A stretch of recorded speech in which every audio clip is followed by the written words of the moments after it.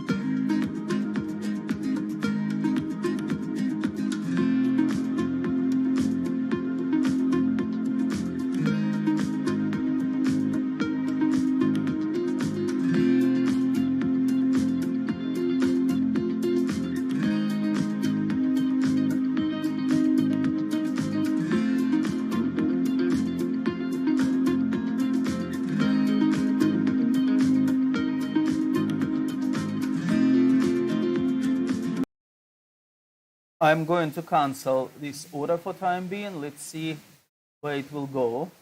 Order to sell short euro, cancel.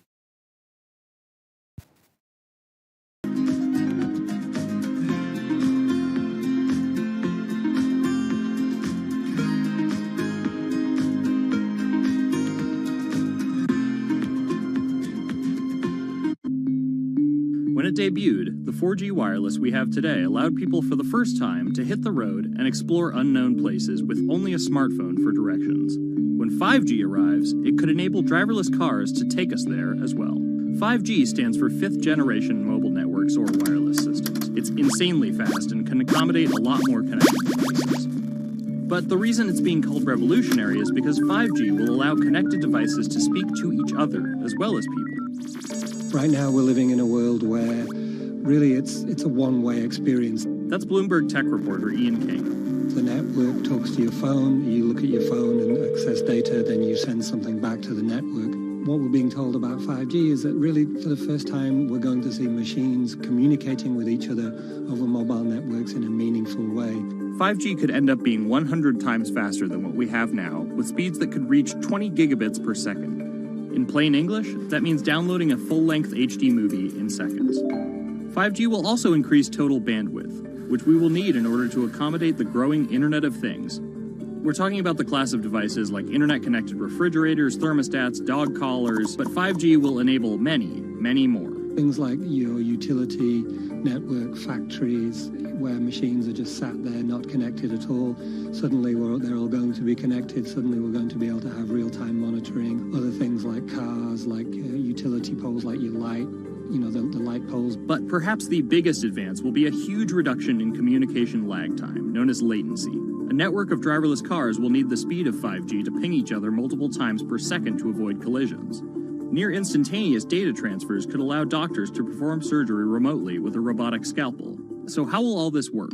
First, you need to improve network density. And that's just a fancy word for saying you put more towers out there. What we're being told is that's not actually the case with 5G. The idea is 5G will not only use the existing mobile spectrum, but also tap into higher frequencies called millimeter waves. Millimeter waves can carry more data, but only travel short distances. This may mean you'll see a lot more of these base stations around town. And the new towers may have as many as 100 antenna ports, compared to about a dozen on 4G cell towers. So when will we get 5G? Getting 5G ready is expected to cost providers $275 billion over 7 years in the US alone. Look for the first 5G service to pop up in big cities sometime in 2019.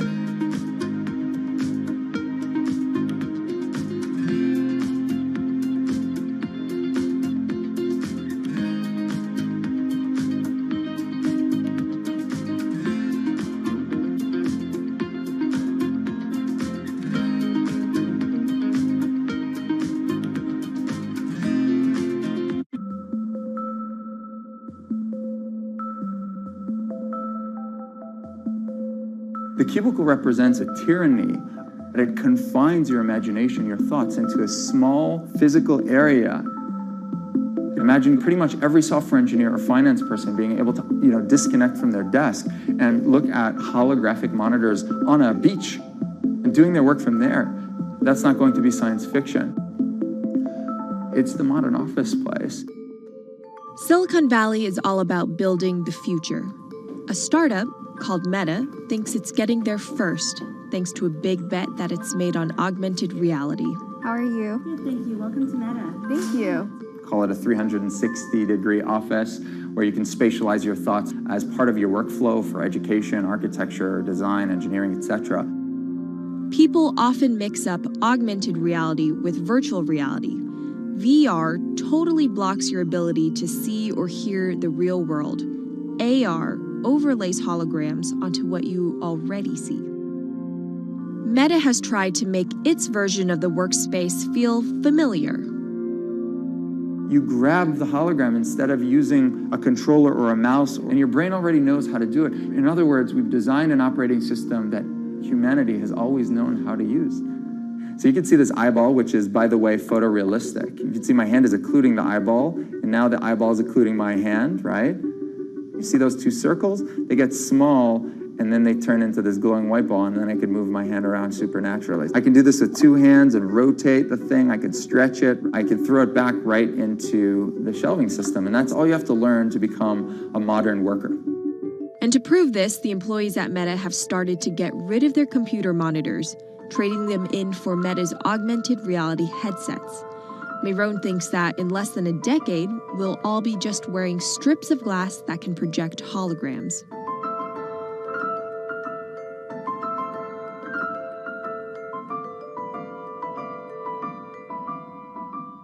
In the early 80s, everybody had computers on their desktop, but no one was using them because they had a lot of work to do. So they were still using typewriters. And at some point, the CEO took all the typewriters away and everybody was forced to use their computers. So it's very exciting to see a new generation of technology, a new paradigm. I consider us like pioneers in the holographic wild. I'm pulling up my browser with my hands and sending out emails to colleagues and just kind of really acclimating to the new environment.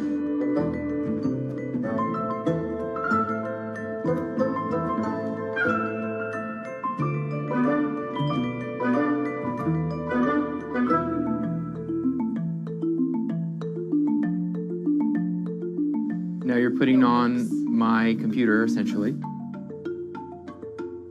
Our digital lives live on our phones. We have all of our pictures and notes and all these kinds of things.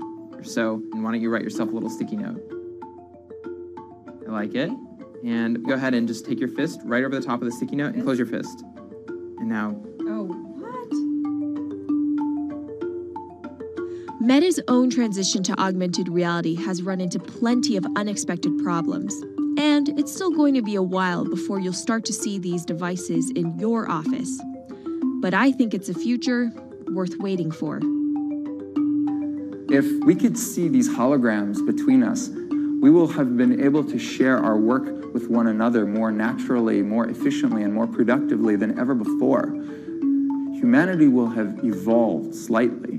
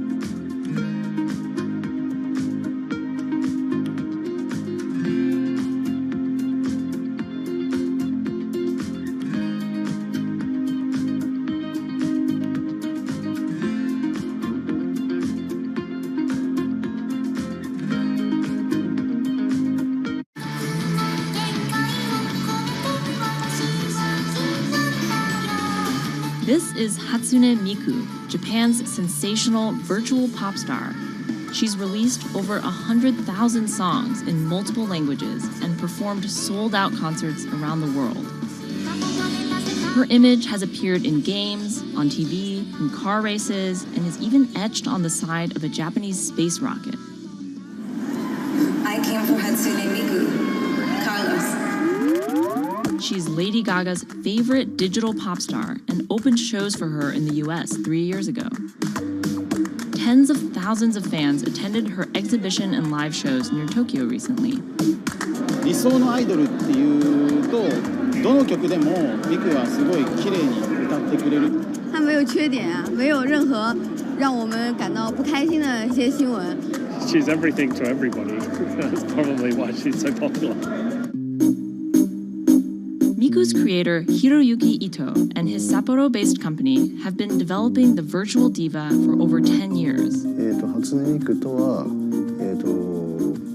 ャラクターとしてすごくYouTube とかで検索するとたくさんの初音ミクが出てくるんですけども、元々の初音ミクのその原点は歌声を合成するソフトウェアなんです。Both the software and character are named Hatsune Miku, meaning the first sound of the future. Originally based on Yamaha's Vocaloid technology, Miku the software has a sound bank containing voice samples and a huge array of tools. You input the melody and lyrics, then Miku the character sings them.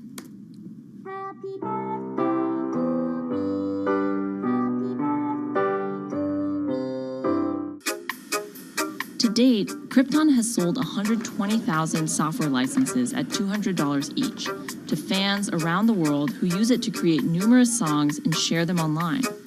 Some of the fan-created songs are chosen to be part of Miku's concerts, for which they're paid a royalty fee. もともと初音ミクっていうその存在自体がそのボトムアップって言いますか、中にはアマチュアクリエイターじゃなくて今もうすでにプロになって活躍している方もいらっしゃるんですけども。The company also has other revenue streams. It makes money from merchandising, licensing deals, and concert ticket sales. According to the real-life musicians who perform with Hatsune Miku, the virtual pop star is interesting and surprising. 今年で3年ぐらい、ちょうど3年ぐらいになってきて、ライブも数十本、数百本やったんだ。そういうことが演奏によって起こせるためのそういう器みたいな感じになってきて。初音ミクらしさって僕はあんまりない。初音ミクって何だってありっていうか。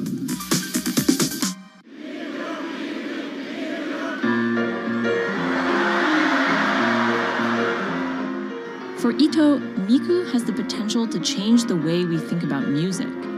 そういう新しいそのテクノロジーによって新しい音楽のあり方っていうものを模索していきたいと思っていました。And for her fans, it goes even further.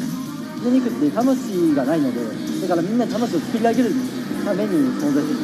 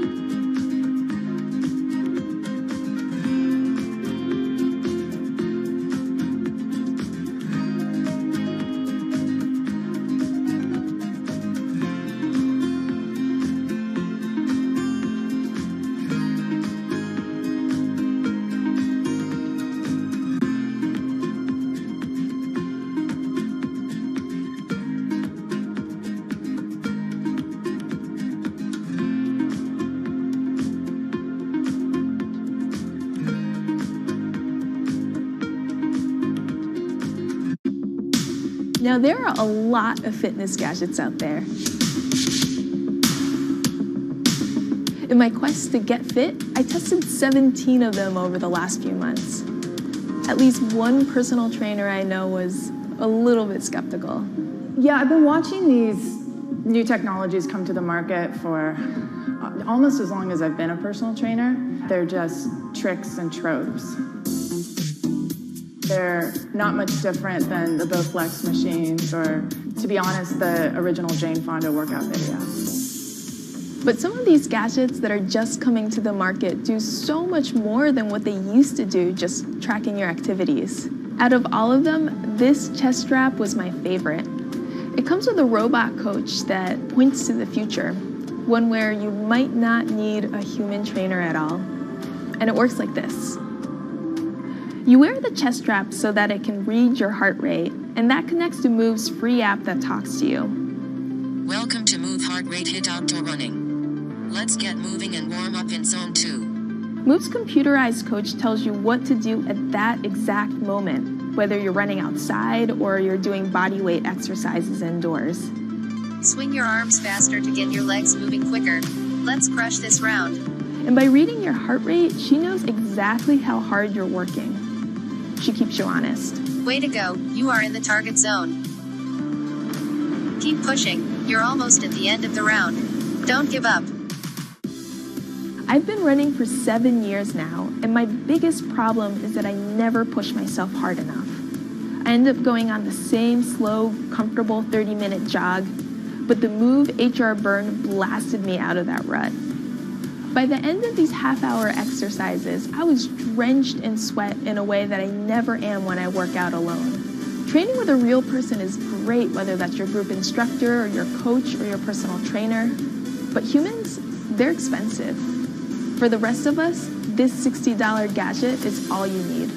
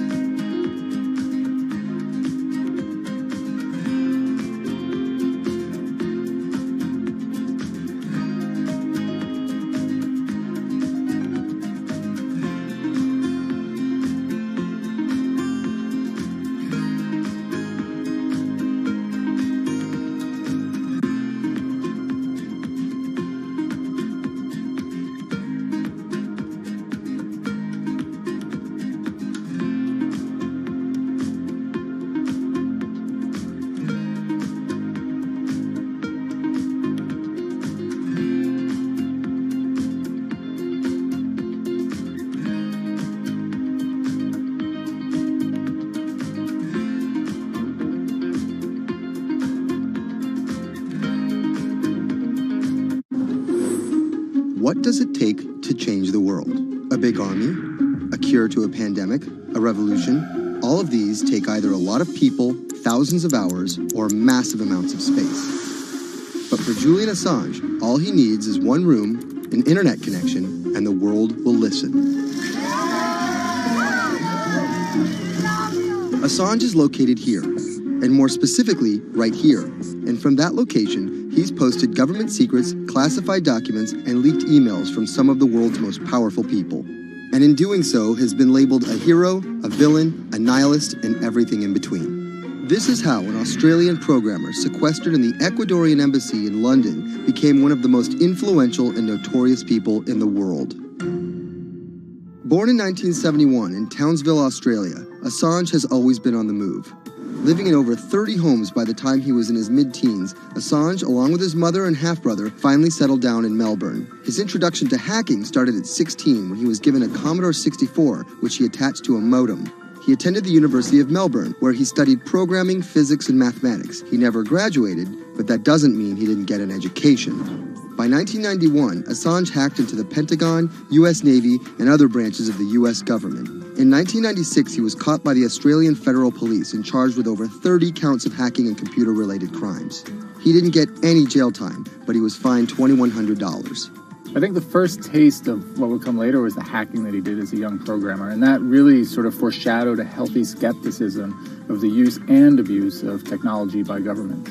That's Vernon Silver. I'm a reporter for Bloomberg's investigations team. Assange's youth as a hacker laid the foundation for him to start WikiLeaks in 2006. But what is WikiLeaks? It's a website that posts unfiltered, usually classified documents. What separates it from every other media outlet is that they have no editorial hierarchy. With a publication like the New York Times, information comes in, they take that information, package it, then disseminate it for the public to see. WikiLeaks, however, cuts out the middleman. WikiLeaks gathers information, most of it given to them anonymously. So what they're doing is really very simple. They get the information in one end from who gives it to them and out the other with sometimes minimal interference. Julian Assange is the leader of that, the mastermind, the creator, and really, because he thinks of it as a journalistic enterprise, the editor-in-chief. But every story starts with a source, and Assange has some unconventional sources. Julian Assange does not hack as far as we know. He is the recipient of people who are either insiders who give him secret documents or hacked emails from a foreign power. That's Eli Lake. I am a columnist for Bloomberg. And there was no source bigger for Assange than Chelsea Manning, who used to be known as U.S. soldier Bradley Manning. In 2010, Manning provided Assange and WikiLeaks with hundreds of thousands of leaked government documents.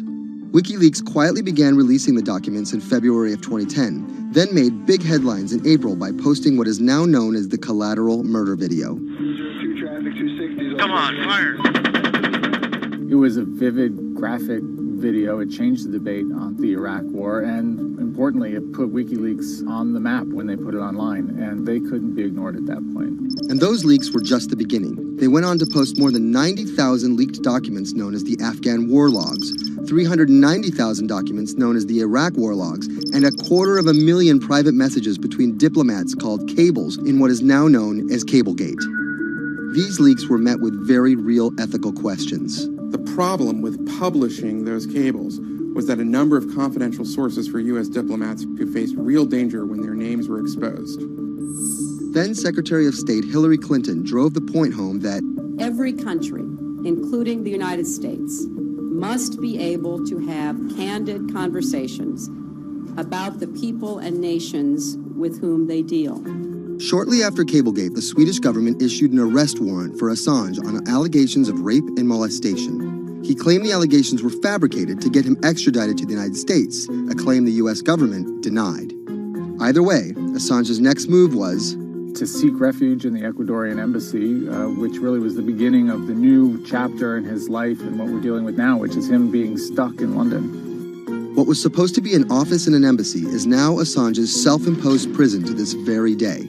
But that doesn't mean he's slowed down. Since being trapped in the embassy, WikiLeaks has released files about Guantanamo Bay prisoners, Syrian political figures, and the draft to the Trans-Pacific Partnership. And then came the 2016 U.S. election. Thousands of leaked emails showed Democratic Party officials possibly plotting against Bernie Sanders in his race against Hillary Clinton. Over the course of 68 days, WikiLeaks released 20,000 confidential Democratic National Committee emails. In terms of the presidential race, if you look right here, when Assange released the first batch of emails, Trump actually takes his first lead against Clinton. I think we've had enough of the Clintons, in all fairness. Don't you think? Once WikiLeaks started exposing secrets of the Democratic Party, Julian Assange became a hero to many on the right. Public opinion kind of flip-flopped. WikiLeaks. From the emails, we now know Hillary Clinton's campaign manager makes risotto, and also how the DNC squashed Bernie Sanders' campaign. One thing we don't know is who gave Assange the stolen emails in the first place. Many leading Democrats say they suspect it was the Russians. They released an analysis from a private cybersecurity firm that had said it was the Russians. But Assange claims our source is not the Russian government, and it is not a state party. So this is where we stand today. The public still doesn't know who provided the emails to WikiLeaks. Meanwhile, Assange is still running WikiLeaks and still releasing documents. In March 2017, he started publishing documents from the CIA's Center for Cyber Intelligence called Vault 7. The CIA, the agency charged with finding and keeping our top secrets, can't keep its own secrets. As long as Assange has a connection to the world, no government secret will be too far from exposure. Julian Assange is still in the embassy. Maybe he'll leave, maybe he won't. Kind of regardless, his work has been done. He's changed the way people think about their governments, about their own secrets, about their own hackability, and really the world has changed because of him.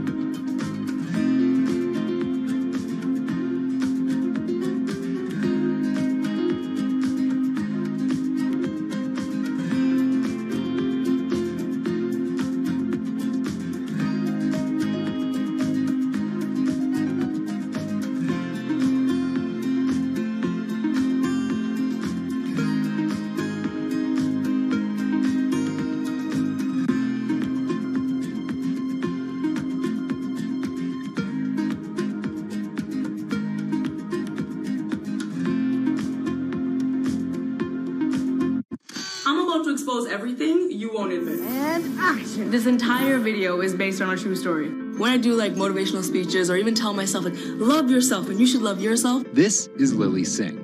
But to fans all over the world, she's the YouTube star Superwoman.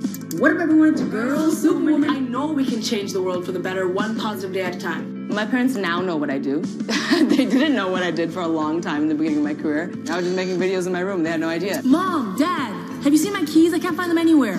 Because you're always on phone. Until someone called them, like a family member from another part of Canada, was like, Canada, is your daughter making videos? And my mom was like, I don't know, Lily, are you making videos? Just making videos grew into an entire career. Today, Lily's YouTube channel has some 12 million subscribers, over 2 billion views, and guest stars like Michelle Obama, Dwayne "The Rock" Johnson, and Seth Rogen. I think a lot of young girls are raised to believe that you're going to go to school and then graduate and then get married and then get a job and then have kids. And Lily was on that path, all the way through a psychology degree at York University in Toronto. But when she started thinking about a career, I started to immensely panic and think something was wrong with me because I tried to figure out my life and it wasn't working in that straight line. It was 2010, and YouTube was only 5 years old. I thought nothing of YouTube. I was probably the last person in my circle of friends to discover YouTube. And I remember when I did, I thought, this is so strange. There's people making videos in their rooms, and other people are watching them. So she figured, why not give it a shot? I one day posted a video because I was sad, and I wanted to be creative and happy. She didn't know how to edit video or write scripts, so she winged it. It was so bad and so cringe, and my expectation was literally nothing. I was like, I'm gonna put this video up, a couple of my friends are gonna watch it, probably make fun of me, and that's gonna be the end of this. The second and third video came from, wait, 70 people watched my first one, can I get 80 to watch the next one? She kept creating, she kept posting, and the viewers kept coming. Lily had found an audience. A lot of the comments were, oh my God, there's a brown girl on YouTube. More specifically, Indian. Lily's parents immigrated to Canada from India, and Lily was born and raised in Scarborough, near Toronto. My home life was awesome. My parents, even though I portrayed them to be quite strict in my videos. Oh, Lily, wear the rest of your skirt, huh? I teach you like this, to walk around like this, showing everything to everyone? They actually aren't like that at all. They're pretty modern and pretty cool. Your dress is short. Don't know what for. And were pretty lenient with me. I mean, I got away with a lot of things. I was a brat. I was a brat. She had a different idea of what she wanted out of life than other kids. In a grade school graduation slideshow, her classmates said they wanted to be lawyers and doctors. And then I came up and I was like, rapper. Making out with your friends, man. But then you say that you hate hoes. I could just feel my parents being like, why? Because that's just not something women really did in the Singh family. I know there was a ton of people that weren't happy about my birth being a female, so I think, and that's some real-ish, but it's a real thing. The best thing I could have done to prove to so many people that didn't want my mom to have a daughter was to become Superwoman. What up, everyone? It's your girl, Superwoman. It was the name of Lily's favorite hip-hop song by Lil Mo featuring Fabulous. I love the song so much because it was one of the only songs at the time that was an empowering female song, where Lil Mo's going on about, like, I will save guys with my superpowers, and I will save girls with my superpowers, and I am the Superwoman. I thought, this name that I've had for so long that empowered me when I was younger, I'm gonna make this my screen name. Maybe there should be a new series. Superwoman didn't just burst onto the scene overnight with a viral video. It was a steady climb fueled by hard work.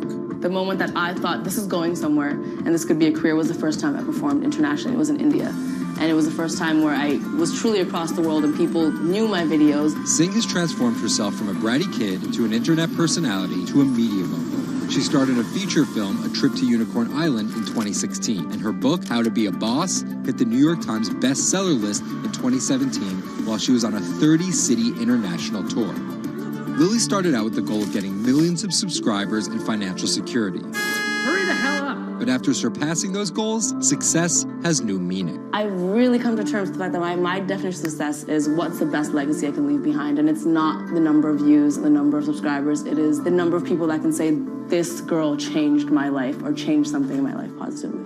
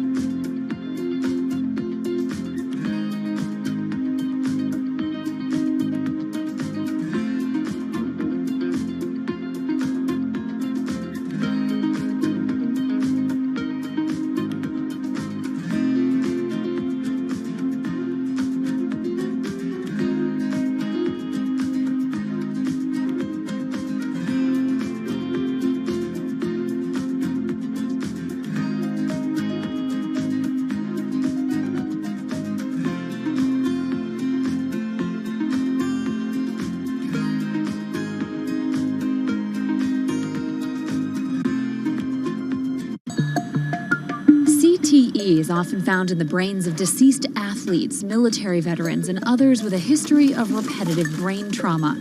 Hundreds have donated their brains to the VA Boston University Concussion Legacy Foundation Brain Bank. This is a former NFL player who died in his early 70s, and this is a veteran who also died in his early 70s. Dr. Ann McKee dissects these brains. The hippocampus and the mammillary bodies are very important for memory. I can see that they're slightly affected. McKee recently dissected the brain of former New England Patriots player Aaron Hernandez, who was convicted of murder and later committed suicide. You'll see right away that the brain is showing signs of shrinkage. You can see the crevices in the brain that you can't see in the normal. McKee says Hernandez's severe case of CTE impacted his decision-making, depression, and ability to control rage and aggression. Right now, she thinks we're underestimating how many people have CTE. We were able to distinguish between CTE and controls and CTE and Alzheimer's disease. The next question is, can we do this in the blood, and can we do this in living people? And we aren't there yet with those answers. But the need for a diagnosis in the living is motivating companies such as Quanterix in Lexington, Massachusetts, to work faster on technology that could diagnose concussions and CTE in as few as 30 minutes. Kevin Rosovsky is the CEO. It's like a high-powered microscope. And so by doing that, we can see little biomarkers that you couldn't see before in the blood. Quanterix received a grant from the NFL and just went public. Since then, its stock is up more than 40%. The company sells a machine called Simoa for $175,000 to other biotechs, hospitals, and researchers. And for the first time in history, we're able to see brain health in blood, and that's a major breakthrough, and that's leading to less invasive testing, and we've already been able to see evidence of concussions, and there's the beginning evidence of being able to see the accumulated effect of concussions. Quanterix is also trying to detect Alzheimer's disease, multiple sclerosis, and ALS. Rosovsky says he thinks diagnosing concussions will be easier than diagnosing CTE. Diagnosing CT in the living probably is a couple years away. We're real excited to see the progress, but reducing some of that work into actual tests in the laboratory takes time. There's regulatory approvals. There's a lot of red tape that you have to go through. Also in this race to diagnose CTE in the blood are Athlon Medical and Exosome Sciences. And New York's Mount Sinai Hospital is scanning for the disease in the living. But it's just one step in a series of questions for those with serious head trauma. There's still no cure for CTE. Even if we had a great idea for a treatment, there's no way to test whether it's effective or not. So that's the enormous advance that we'll get if we can develop a biomarker for this disease. In Boston, Ann Mostu, Bloomberg News.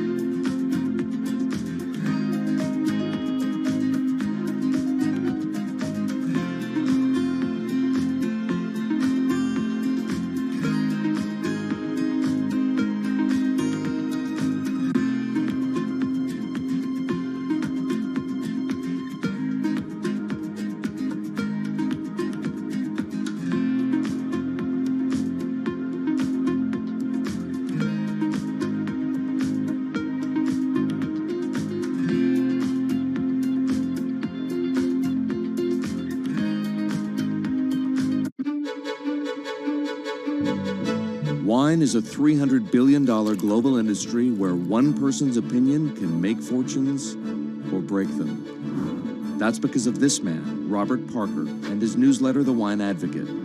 For 3 decades, he dominated as the world's most influential wine critic. Now Parker's protege is building an empire of his own. Antonio Galloni runs Venice. Antonio, tell me, what are you trying to build at Venice? Well, at Venice, we started with the idea in 2013 of building a world-class platform. We have a database of about 250,000 professionally written reviews. On Delectable, we have 7 million user reviews. Through Delectable, we also have a partnership with Whole Foods and several other partnerships that we can't announce just yet. And when you put that all together, what we have is something that no other company in our space can even come close to. Do you think of yourself as the next Parker? Not at all. Why?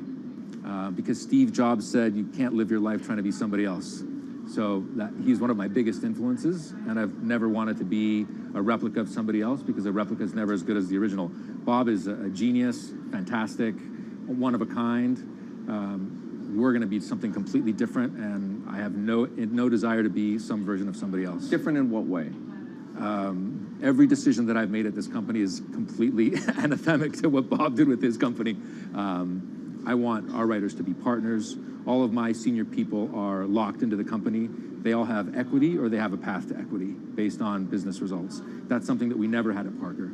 Our benefits are world-class, and everything that we've done at Venice is completely different from that model. When Steve Tanzer, who is the most experienced active wine critic in America, wants to work with us, that says something. When Alessandro Masnaghetti, who's the best cartographer of vineyards, wants to work with us, that says something.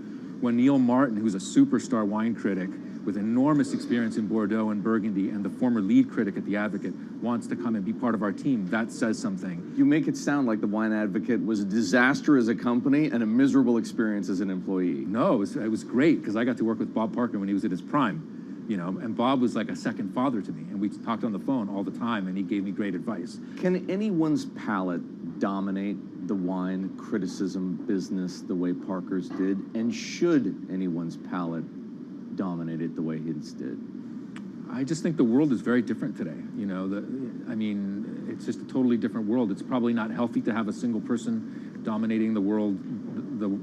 It's not even wine criticism, it's the wine industry. Yeah, that's probably not the healthiest thing in the world.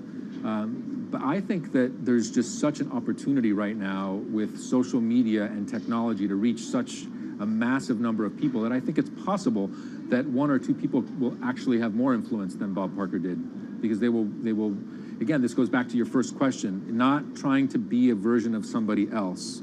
You see this in sports all the time. It's like, oh, well, nobody will ever beat this record. And then somebody comes along, you know, it's like tennis, Pete Sampras. Nobody's ever going to win as many Grand Slams. Now you have 2 guys who are ahead of that and 1 knocking on the door. And so I think a lot like that. You're a former investment banker. How does that inform and influence what you're doing and what you've done? My generation has had to deal with a lot more challenges. That's why I think we're actually much better poised for the future. My first job in finance, the first thing that happened was long-term capital, 1998. Then the tech bubble melted down. Then there was a mutual fund trading scandal. You know, that was all like within about 5 or 6 years. And these are the things that I had to deal with as a young executive. My peers who were 20 years older didn't know how to manage in crisis. They'd only seen Black Monday. They'd just been in a big bull market. It's very different. So I'm very lucky. People of my generation or a little bit younger have actually had to deal with a lot more crises. I think that's actually good for learning how to cope with challenges in business. From the outside, it kind of looks like you're trying to demolish the house that Parker built, right? You left The Wine Advocate. Yeah. You merged with one of his chief rivals. Yeah. And you just hired his successor, Neil Martin. Mm-hmm. So are you?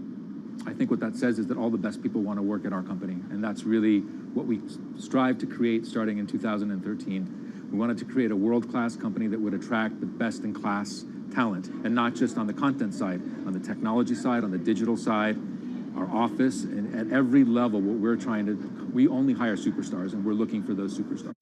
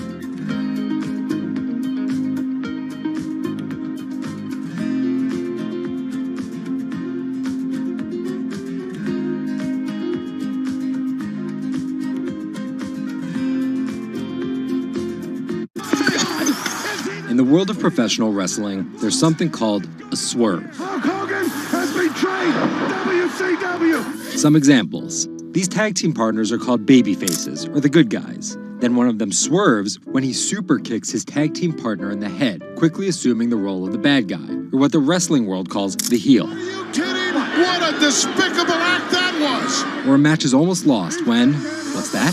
The superstar wrestler appears out of nowhere sprinting down the aisle to save the match. That's the Warriors music!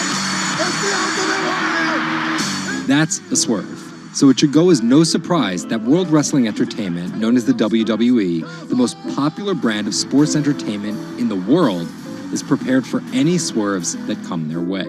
So here's the story of how the WWE learned to see the swerve coming.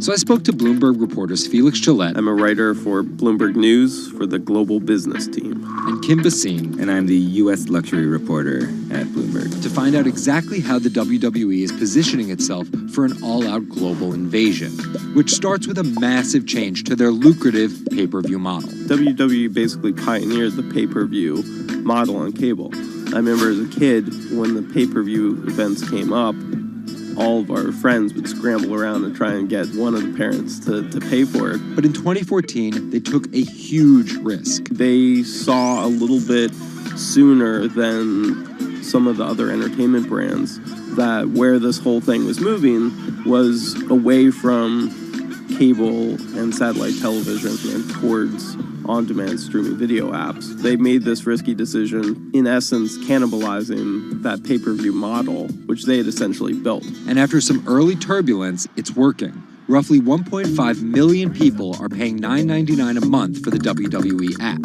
making it the 5th most popular streaming OTT service. This adapt-or-die approach is in the WWE's DNA. Over the past 30 years, the company always seems to think 2 steps ahead. In the early 90s, WWE was at its most threatened when Ted Turner took them on with WCW, which stands for World Championship Wrestling. And back then, the WCW was winning the ratings war. So in order to compete with them, WWE had changed its product from a family-friendly kind of cartoonish style to this really raw. That's why they called their show Raw. It was this raw style of wrestling. With violent, outrageous, reality-inspired plot lines and aggressive personas. From a 16-foot ladder! And they won that fight against Ted Turner. And they bought WCW. The early 2000s ushered in an era of testosterone-driven programming aimed at the red-blooded American male. Bra and panties matches, and people smash each other over their head with like barbed wire bats and things like that. Until 2015, when WWE fans started a hashtag Give Divas a Chance. Since then, WWE has hired 40 more female wrestlers, and that growing cast of female characters was part of a much larger plan. They started to try to appeal to a broader set of people. Let's attract more female fans. And after we've attracted more female fans, let's attract more international fans. They're broadening their base, and they're doing that in large part to make it more advertising friendly. And not just friendly to advertisers. They're trying to build up their fan base in China. They're trying to build up their fan base in Europe. They, already have a pretty good fan base in India. India is a place where they already have an established wrestling culture. Because of the gigantic Indian wrestler, the Great Khali. But there's still a lot of work to do. While the WWE set a revenue record in 2017, only 30% of it is coming from an overseas audience. And there's one person whose responsibility is to grow that number. The buck eventually stops at Vince McMahon, no matter what's happening within WWE. Yeah, he's a very controlling guy, and it's a very, very, very tightly scripted company. And that goes all the way down the board to big stars' entrance music.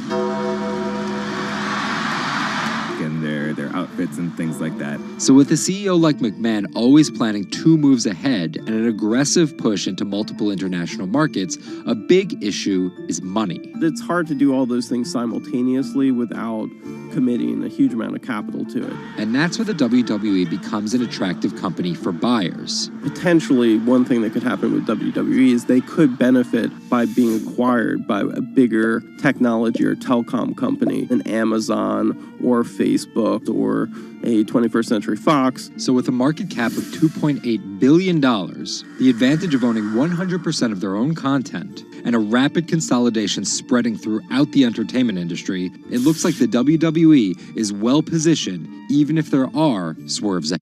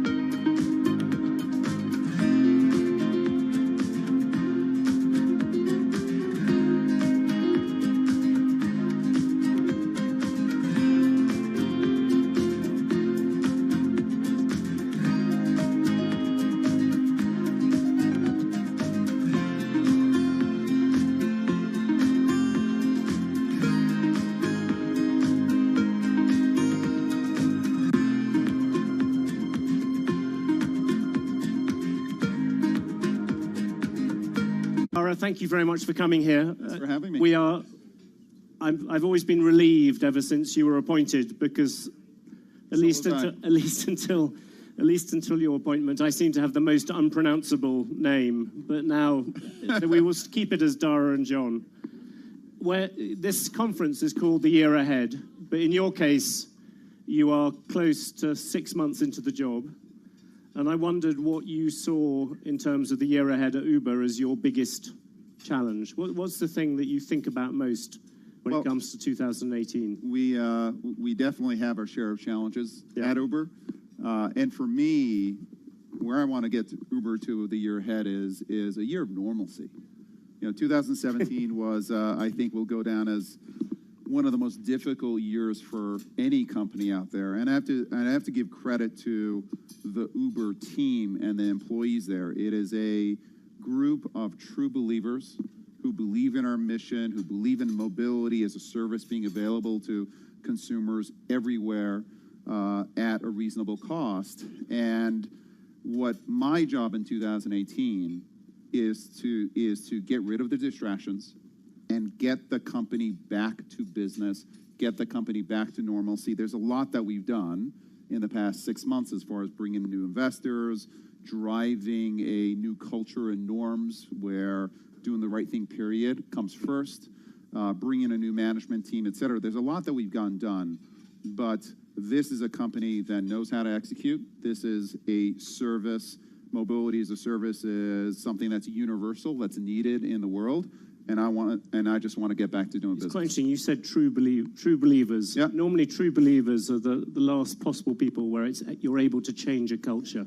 Can you explain a bit about that? Well, I think that they understand that mobility as a service, bringing the cost of transportation down, making transportation services available to anyone and everyone on a local basis, and partnering with cities to be a solution to traffic, to pollution, et cetera. That is a mission that they all believe in. And I think that they, having seen what happened in 2017, to some extent the crisis, the enormous crisis that the company has gone through, is a benefit because everybody at the company knows now that we need to change, that we need to break with the past as far as the way the company was run. We need to go from growth at any cost to responsible growth and growth in partnership with other players out there.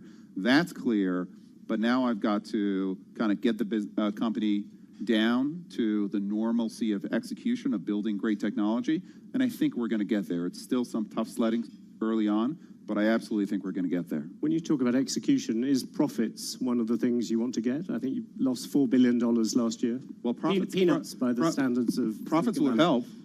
So at some point, we absolutely have to become profitable, and that's part of the plan. Do you have a kind of goal for that? Do you think you should be profitable by 2022 or by 2020? I think that we'll be profitable before 2022. This is the business itself. Do you want to come back a bit closer, 2020? Yeah, listen, it's not going to, I don't want to name a specific year, but this is a business that the core business, the ride-sharing business, can be profitable within 3 years.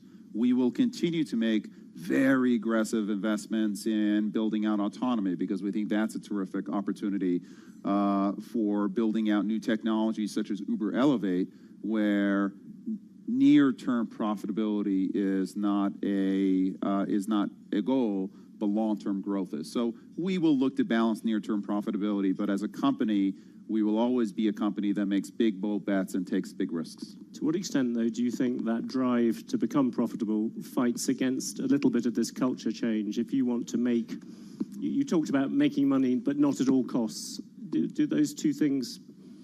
Well, I don't think that profitability and culture are their issue. It's the company in the past was willing to make trade-offs as it related to how it did business, and I think was guilty of hubris, was guilty of thinking that they knew better than others, and I think that what we know now clearly is that breakneck growth can hide cultural issues, that there are no excuses for not doing the right thing, and that you do have to make trade-offs. And as a management team, we're specifically talking about those trade-offs that you have to make. We have to be a little more patient sometimes because working with governments, regulators, et cetera, sometimes takes longer, but in the end, you build a more lasting business.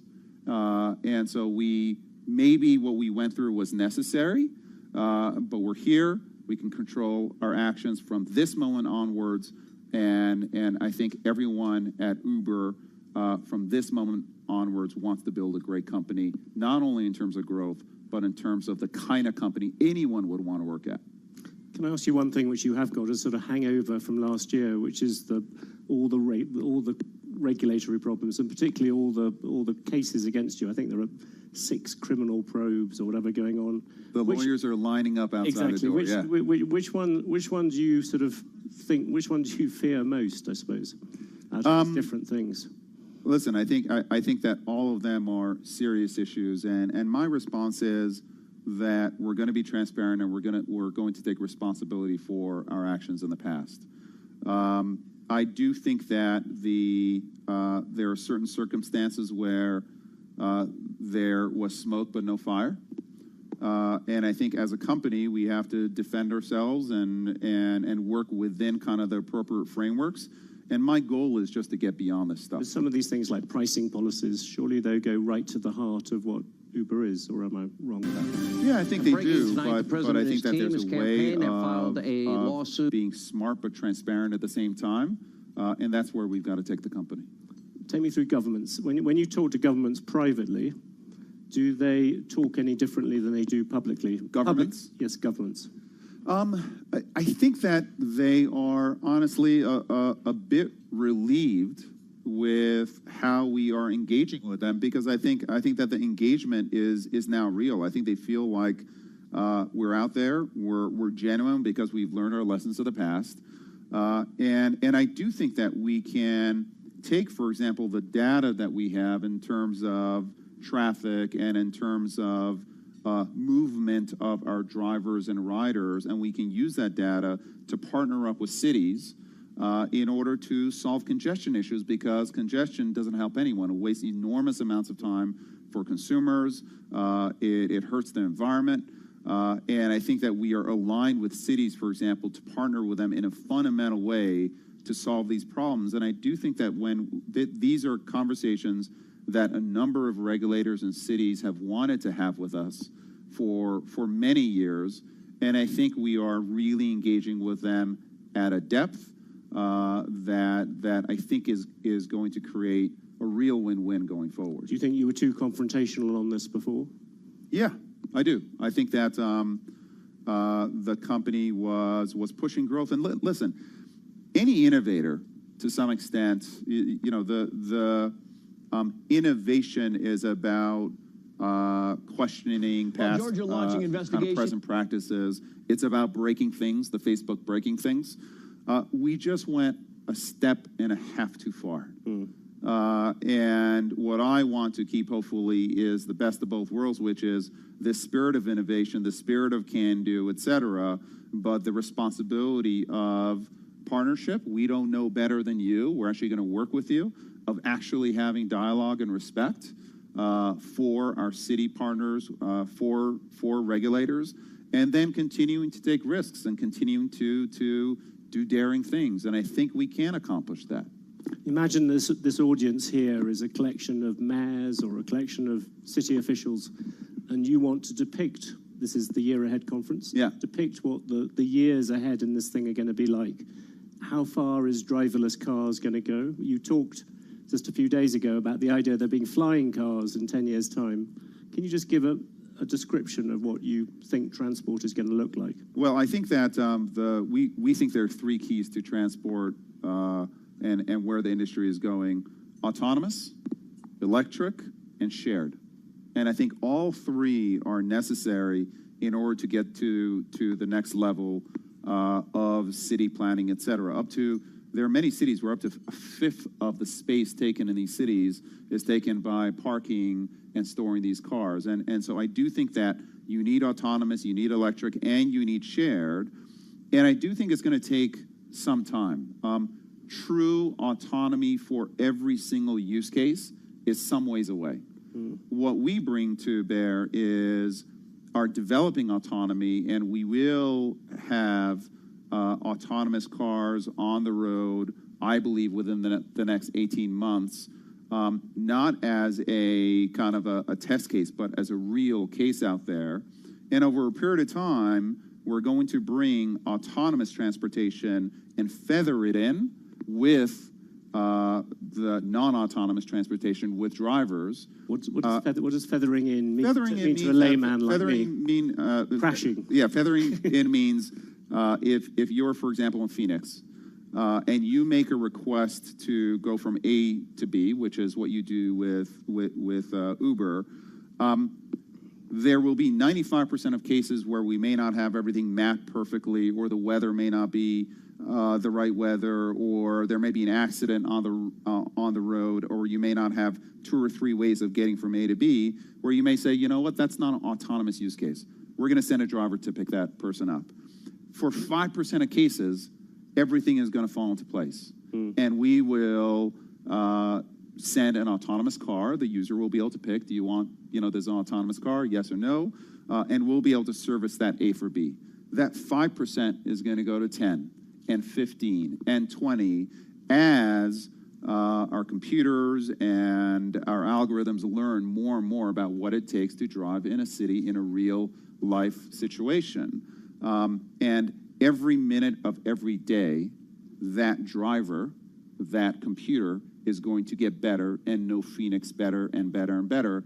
And in 5 years, we'll have the perfect driver in Phoenix. We will have to retrain that driver in every single city. We're going to have to build out 3D maps of these cities.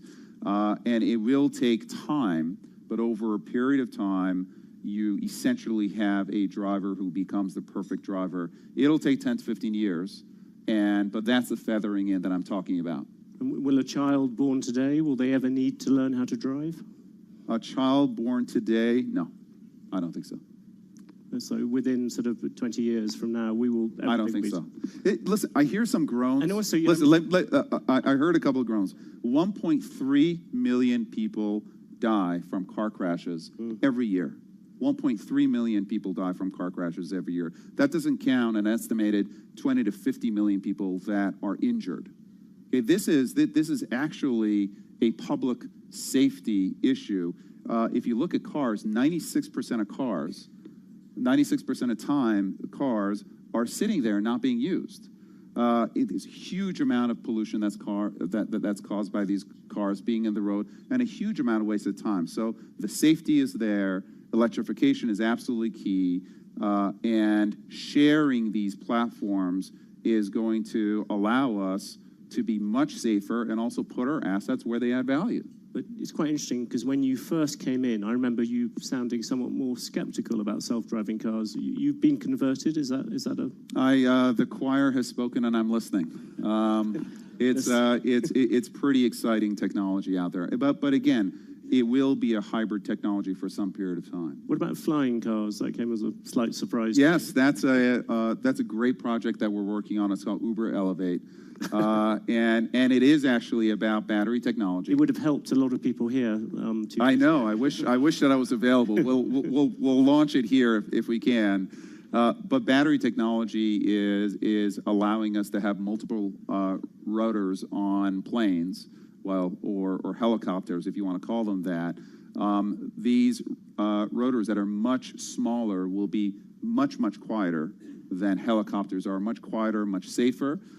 If you add sharing into the equation, you can actually get the economics of going from A to B. We think within 5 to 7 years to a place where normal people would think about taking these flying cars.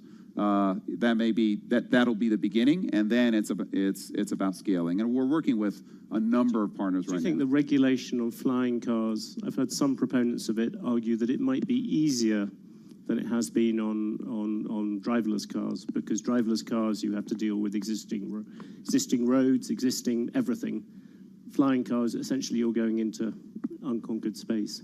I think that mayors that are forward-thinking understand that traffic and pollution are a real issue, and I think flying cars can be a significant solution to traffic issues in cities. And these cars, to start with, they're going to be very specific. They'll be kind of highways in the air. There'll be very specific routes that these flying cars go on. They're not going to be able to take you to your backyard and land in your backyard. There'll be these skyports. So there'll be very specific routes that you go on. And I think if you build a regulatory framework that has that kind of structure around it, I think you get to a better solve. Can I drag you back somewhat reluctantly back to the real world? But you have Rajiv Misra, who came in with you from SoftBank. Yes. He's going to become a director. Last week, he said that Uber should focus on repairing its market share in the US and on key European markets rather than going to new ones. Do you agree with that? Is that the way you look at Uber? I think one of the fundamental strengths of Uber is the global scope that we have. This is a brand. Had that motto, everywhere. What's it? Everywhere for everyone. Yeah, everywhere for everyone. Do you want to make it some places for some people? No, we like the everywhere for everyone. It's much sexier than some places for some people. That's telling me. Just not interesting. I do think seriously though that the global scope that our company brings is important. Our being able to build technology that we can amortize essentially everywhere in the world is hard, but it is part of the fundamental value that we introduce. So I would look at Uber very much as a global brand. That said, we're going to look at all opportunities, but at this point, we are leaning forward. In 2018, for us, is going to be very much a lean forward year for the company. But without, I'm not trying to create new boardroom tension at Uber, but that would appear that SoftBank is keener on a more limited idea, whilst you're keener on everywhere for everyone. Well, listen, SoftBank is a very important shareholder. They're our largest shareholder, and many of our shareholders have opinions over what's the right thing to do. Ultimately, the governance of the company is going to be at the board, and we'll have those discussions at the board, and we'll set our long-term strategy and then execute on it. One of the things which Uber played, perhaps not very fortunately, a role in was the whole sexual harassment questions and everything to do with that. I suppose one very obvious question, do you think that you have solved that part of the culture? But secondly, do you think that this is a real revolution and it's going to stick? I think that what was happening at Uber was serious, and I think that while what Uber went through was difficult, I think the Susan Fowler blog was probably one of the best things that happened for Uber, and it certainly started a movement that's an incredibly important movement of the company. I'd be reticent to say that it's solved. Yeah. But it's not an endemic issue within the culture of the company, and I think the company has learned, and I think the company took very harsh and appropriate steps to make sure that kind of behavior is absolutely clear, that kind of behavior is not accepted in any way, shape, or form of the company, regardless of where you are, regardless of if you're a great performer or not. So I think we're at the right place for Uber as a company, but I think in general, we're not where we need to be in terms of women in senior positions, making sure that we're welcoming of women in technology, and we help women really build their careers within our company. There's a great kind of bottoms-up energy there, but we're not where we need to be, and we have a lot of work ahead of us.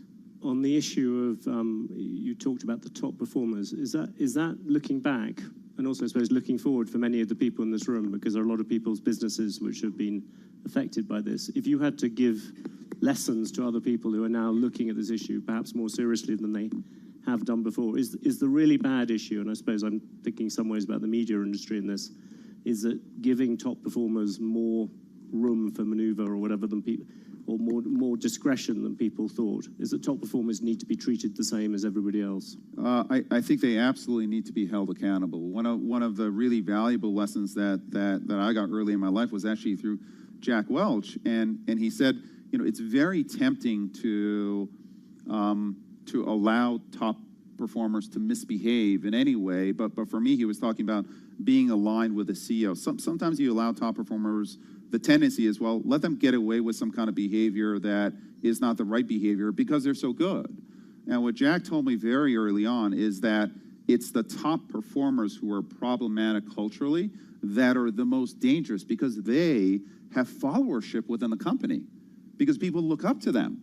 So he's like the dumb person who is bad culturally. He's not the problem because everyone says, well, that's a dumb person, so who cares? It's the smart person who has followership. So it is incredibly important for the top performers to actually be held to account more radically than anyone else, because they're the ones who have followership at the company, and they have to set the example. So for me personally, that has absolutely guided how I've managed. Expedia was a company that had, excellent cultural values. And one of the first things we did at Uber was to go out and reset our cultural values, and we call them norms, because to me, it's not just these values that you put on the wall and kind of people stare at and it's all nice. It's about behavior. And we set out to change behavior at Uber, and I think that the company was thirsting for it, and we are starting on a path, and I believe it's going to be a positive path. An inevitable question, I hope you won't regard it as a cheap shot, but you talked about smart people who have followers throughout a company. I mean, Travis would seem to be the epitome of that sort of figure. Is that, do you think of him as being in that category of people that Jack Welch was talking about? I think, listen, Travis was the CEO of the company, and he had incredible followership, and he was held to account, right? I mean, he's no longer the CEO of the company, and he's a board member. He's a big investor, and so he's absolutely going to play a part on the board. But we've also been very clear as a company that we do have to make a break with the past, with how we behaved as a company, and to some extent with the new CEO being a very different kind of a CEO. So in the end, you have to be held accountable, and I think that Travis was held accountable, and at this point, he's a board member and a constructive one at that. If you look around the world now, where do you see the next competitors to Uber? You've obviously got Lyft breathing down your neck. Yes. Where else do they come from? Well, I think that as you move into a world of autonomy, the position of the car manufacturers, the position of, for example, Google, who's developing Waymo and Waymo autonomous technology, you're going to get a lot of players interested in this space. And a lot of people think about Uber and ride sharing as a significant enterprise, and it is. But the fact is that we account for less than 1% of miles driven on the road now. When autonomy comes in, that number over the next 10 years is going to be closer, I believe, to 15 to 20%. So because we're not yet a true alternative to car ownership, and I believe that as you bring autonomous and you bring the price of mobility down and make it available to everybody, everywhere, then we become a real alternative to car ownership, and that really opens up the market for us, but it also opens us up to many more competitors. And is Google at the forefront of those competitors at the moment? Google is one of many. I think that they've developed very strong autonomous technology, but what we think, which is exceptional, is having autonomous technology and the network under one roof, which allows us to use autonomous in a very practical way, nearer than you think.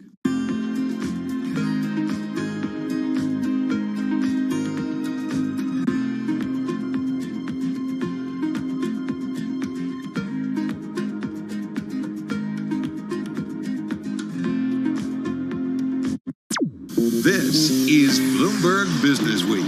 Insight from the reporters and editors who bring you America's most trusted business magazine.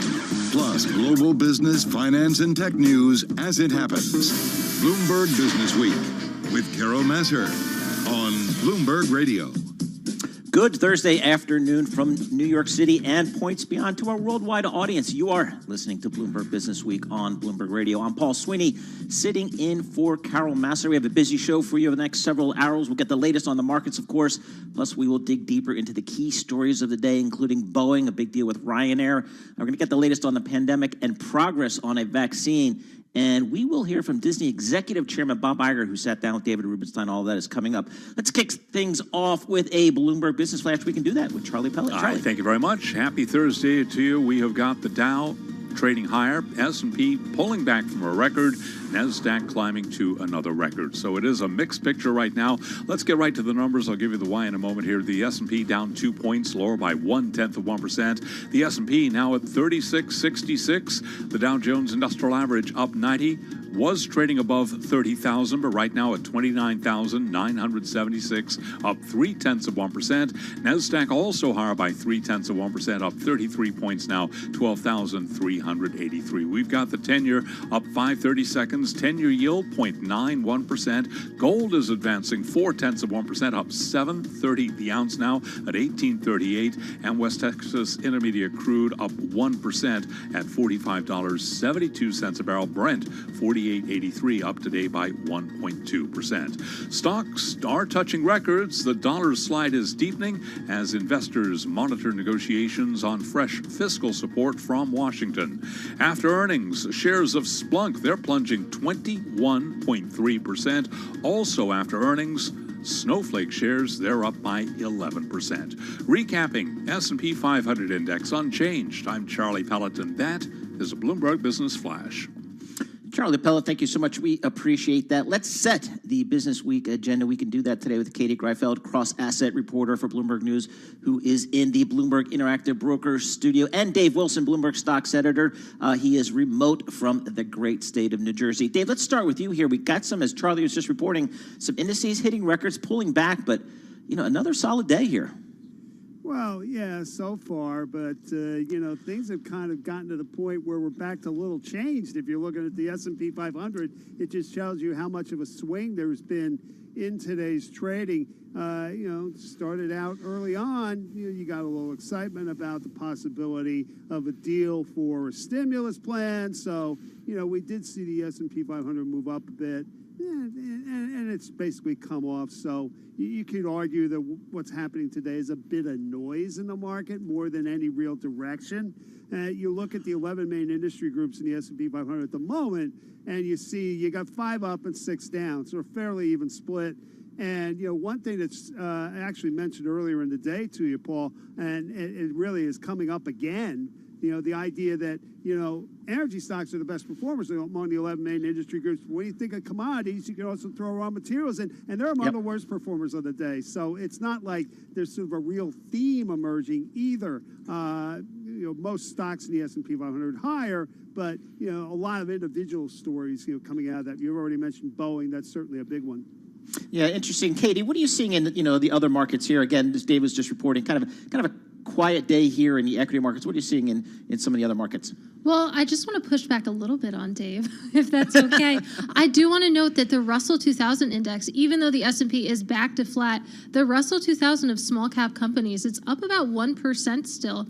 And if you look at what is green in the S&P 500, I mean, it's names like you've got American Airlines up there, Carnival Corp, Norwegian. So I would argue that you are seeing a bit of a reopening bid today. And if you do check the pulse on the latest back and forth in the stimulus talks, McConnell is trying to push back a little bit and say we should focus on narrowly targeted relief, but on priorities that have broad support, aid to small businesses, funding for vaccine distribution. So it's that small business aid and maybe that hope that is what is giving the Russell 2000 a bid, because small cap stocks are doing well today. So, Katie, are you seeing, is the expectation in the marketplace as you talk to fund managers and traders that this lame duck Congress will, in fact, get something done? Or is there a rising risk that we're going to have to wait till the new Congress is seated and we have a new administration?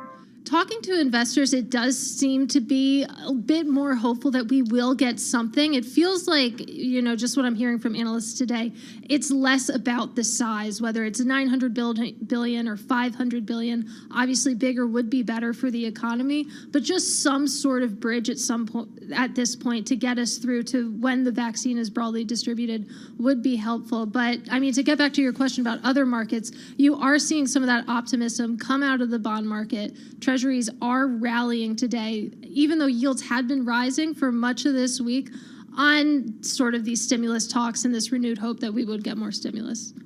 And Dave, I guess we've been talking about for some weeks, maybe arguably since September-ish timeframe, that it appears that there is, in fact, a rotation going on in the marketplace, and you're seeing folks maybe on the margin taking some money out of those, would have been those really strong, high-flying tech names, whether it's an Apple or an Amazon, and maybe putting them into some more cyclical names. You mentioned energy earlier. Is that still a trade that you're hearing a lot about from strategists?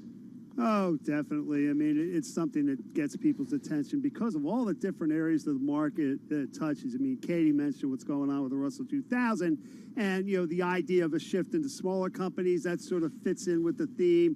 You're seeing it to some extent with international markets relative to the U.S. So, yeah, that's definitely out there. And even if you look at, say, the biggest companies, you can see that the smallest of the large, you might say, are playing a bit of catch-up to the very biggest ones. And that's a theme that I'll come back to next hour when I present my chart of the day. So that's one to watch for, folks. Absolutely. Katie, OPEC's meeting here, I guess, virtually this week. And I'm looking at Brent crude, pushing up towards $50 a barrel here. What's kind of the feeling within the commodity markets as we think about crude here? Because the demand picture, at least in the near to intermediate term, still seems a little dicey. Well, it's definitely a bit of relief going through the energy markets today. OPEC did agree today to a more gradual output hike. There had been concern that they would try to hike that too quickly, and just the demand and supply picture would be bad news for oil prices. But definitely oil is rising today. I think it was up 1% the last time I checked. And if you do go back to the sectors that are in the green on the S&P 500, energy is leading the way. And that makes sense given that oil is rising a bit today. So, Dave, I guess the question here for equity investors, at least, is, boy, we've had this fantastic month of November. Even December's looking pretty solid starting off here. Is there a valuation call being made out there by anybody saying, whoa, maybe you're a little bit too far over the skis? Well, people are paying attention to the cyclically adjusted price-earnings ratio again, the CAPE, as it's described by Yale Professor Robert Shiller, who came up with that indicator, looking at average earnings over 10 years. And, he's got data going back decades. And, what we're seeing now is about as high as we've had other than, say, the 1920s and the earnings-driven bull market of the 1990s. Jim Reed at Deutsche Bank put out that chart yesterday, and he's not the only one kind of focusing on that indicator. My chart from yesterday kind of ran counter to that based on another case that Shiller came up with that measures stocks relative to bonds in terms of yield. But in any case, if you're concerned about excess valuation, certainly that CAPE ratio is something that you gravitate toward, and a fair number of people seem to be doing that at the moment.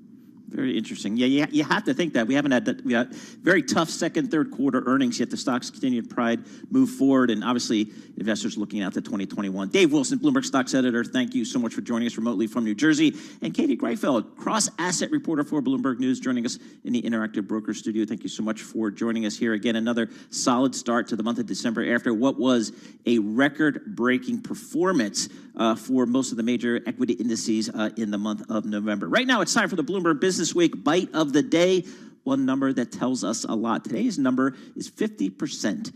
U.S. brewers poured around 50% less beer into kegs with bars shut, about 3.7 million barrels in the first half of 2020, down from about 7.7 million a year earlier. But with more people drinking at home, beer in bottles and cans increased from 74.6 million barrels to 76.7. This is Bloomberg. Right now, let's get world and national headlines. We can do that with Nancy Lyons. Nancy, what do you have for us? Hey, Paul. Vice President Mike Pence is in Memphis this afternoon to discuss the development and distribution of the COVID-19 vaccines. Memphis is home to shipping giant FedEx, which is helping in the national vaccine distribution. Well, the nation has set a grim record with more than 3,000 COVID-19 related deaths yesterday. Johns Hopkins researchers say there were 3,157 deaths, the highest for a single day since the pandemic began. And that's not the only troubling number. There were more than 100,000 Americans being treated for the disease in hospitals yesterday, the first time that threshold has been breached. Dr. Ryan Rivera is an emergency room doctor in Northern California. We've made a lot of progress in our ability to treat the virus, but cases are rising, hospitalizations are rising, and now we are seeing deaths rising. So I fear we're coming into what could be the deadliest phase of the virus so far. Well, another round of stimulus could be closer to being passed. Senate Majority Leader Mitch McConnell is calling on his colleagues to focus on a narrow package that contains ideas both parties embrace. Compromise is within reach. We know where we agree. We can do this. Let me say it again. We can do this. And we need to do this. So let's be about actually making a law. McConnell did not indicate whether he's willing to go beyond his own $500 billion COVID-19 relief package, which Democrats have rejected as inadequate. A bipartisan coalition is calling for a $908 billion plan. Global news 24 hours a day, on air and on Bloomberg Quick Take, powered by more than 2,700 journalists and analysts in more than 120 countries. I'm Nancy Lyons. Nancy Lyons, thank you so much for that. We appreciate it. Charlie Pellet joins us once again. Charlie, here's a great story on the Bloomberg terminal. My eyes went to it immediately because I spent close to 30 years on Wall Street. And this is the time of year, Charlie, where bankers and traders, they stop talking about deals and trades and they start talking incessantly about bonuses. Underscoring my suggestion or argument that whenever you put the word bonus in the headline, it shows up As the most read on the Bloomberg, this story involving Morgan Stanley, they are going to be doling out a special one-time gift for lower compensated employees as the firm heads toward a record year for revenue. According to a note sent out to staff today, in the U.S., most workers who are earning below $150,000 will be getting a $1,000 bonus, and some key remarks from CEO James Gorman saying in the note, quote, to say 2020 has been an extraordinary year in not only our firm's history, but the world's would be an understatement. Yeah, absolutely. It's a great point, and it's amazing the profitability that these banks have had this year, Charlie. Despite all the craziness in the world, they put up just some extraordinary numbers, and now, the pressure builds on those companies to share some of that profitability. With their employees and Indeed, the traders and the bankers that made that money. But I don't know. Paul, to your point, though, I was looking at Morgan Stanley's year-to-date gains. Stock is up 25.65%. Completely random, two other stocks that just happen to be on my screen today. Amazon, by comparison, up 72.8%. Zoom up by 507%. So, yes, a lot to cheer about at Morgan Stanley. Stock up this year by 25.6%. Yeah, it's going to be interesting. Some of the firms, we've seen some stories, Charlie, over the last couple of weeks as we get towards bonus season that maybe they're going to try to keep their bonus pools flattish, kind of preparing for a rainy day, maybe a little bit of a backlash from the financial crisis when they don't want to seem like they're paying out big money, big dollars when so many people are suffering here. So it'll be the push and the pull, as it always is, Charlie, between the employers here and the employees as they work towards year end and those bonuses.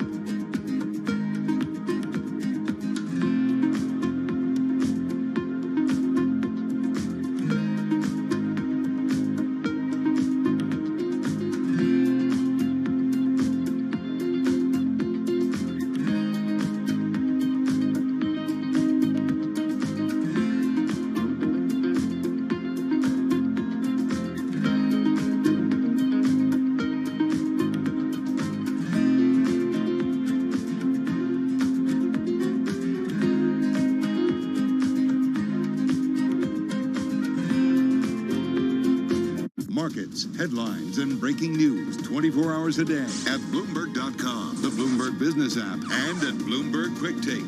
This is a Bloomberg Business Flash. From Bloomberg World Headquarters, I'm Charlie Pellet. Lousy reviews for movie exhibitors after a coming attraction from Warner Brothers. Shares of movie theater operators are falling after Warner Brothers says it will release all of its major 2021 releases on its HBO Max streaming service on the same day that they hit theaters. Among some of the movie names right now, AMC plunging 13.2%. Cinemark is down now by 14.4%. An update across the board. We're looking at records. The dollar slide deepened as investors continue to monitor negotiations on fresh fiscal support from Washington. S&P at a record for a third consecutive day before paring the rise. Here's where we stand. S&P up 2, higher by 0.1%. The Dow advancing 142 points, up 0.5%. NASDAQ up 46, a gain of 0.4%. 10 years up 5/32, 10-year yield 0.91%. Gold up 0.5%. 1840 the ounce. West Texas Intermediate crude up 0.9%, 45.69 a barrel. Brent 48.79, up 1.1%. Recapping equities higher. S&P up 2 points, higher by 0.1%. I'm Charlie Pellet. That is a Bloomberg Business Flash. Charlie, boy, that news about the movie theaters, the exhibitors, that is just, I wonder if that's the death knell of the movie it makes you wonder. I mean, I don't know about the Sweeney household, but I haven't been to a movie, obviously, in a long time. I like going to movies. I like the shared experience. I like there being an audience. I hate paying $12 for a Coke and popcorn, but that's another issue entirely. That said, though, staying at home, you got bigger, better screens, and, you know, why go stand online and listen to some idiot on the cell phone while you're trying to watch a movie? So I don't know. It's going to be really interesting to see as this economy hopefully opens up in 2021. We'll see how people's consumer behaviors change. Charlie Pellet, thank you so much. We appreciate that. Okay, what have we been talking about in the equity markets? We've been talking about this rotation trade, rotating into some of the more cyclical names, maybe even some smaller caps. Let's get a sense if that's really a thing. We can do that with Mike Regan, senior editor and lead blogger for Bloomberg Markets Live blog. He joins us on the phone, which from what I'm just going to say, Mike, has now become the new Wall Street power alley, and that is New Jersey. You join us on the phone from New Jersey. Mike, thanks so much for joining us here. Talk to us about this rotation trade. How does it kind of characterize?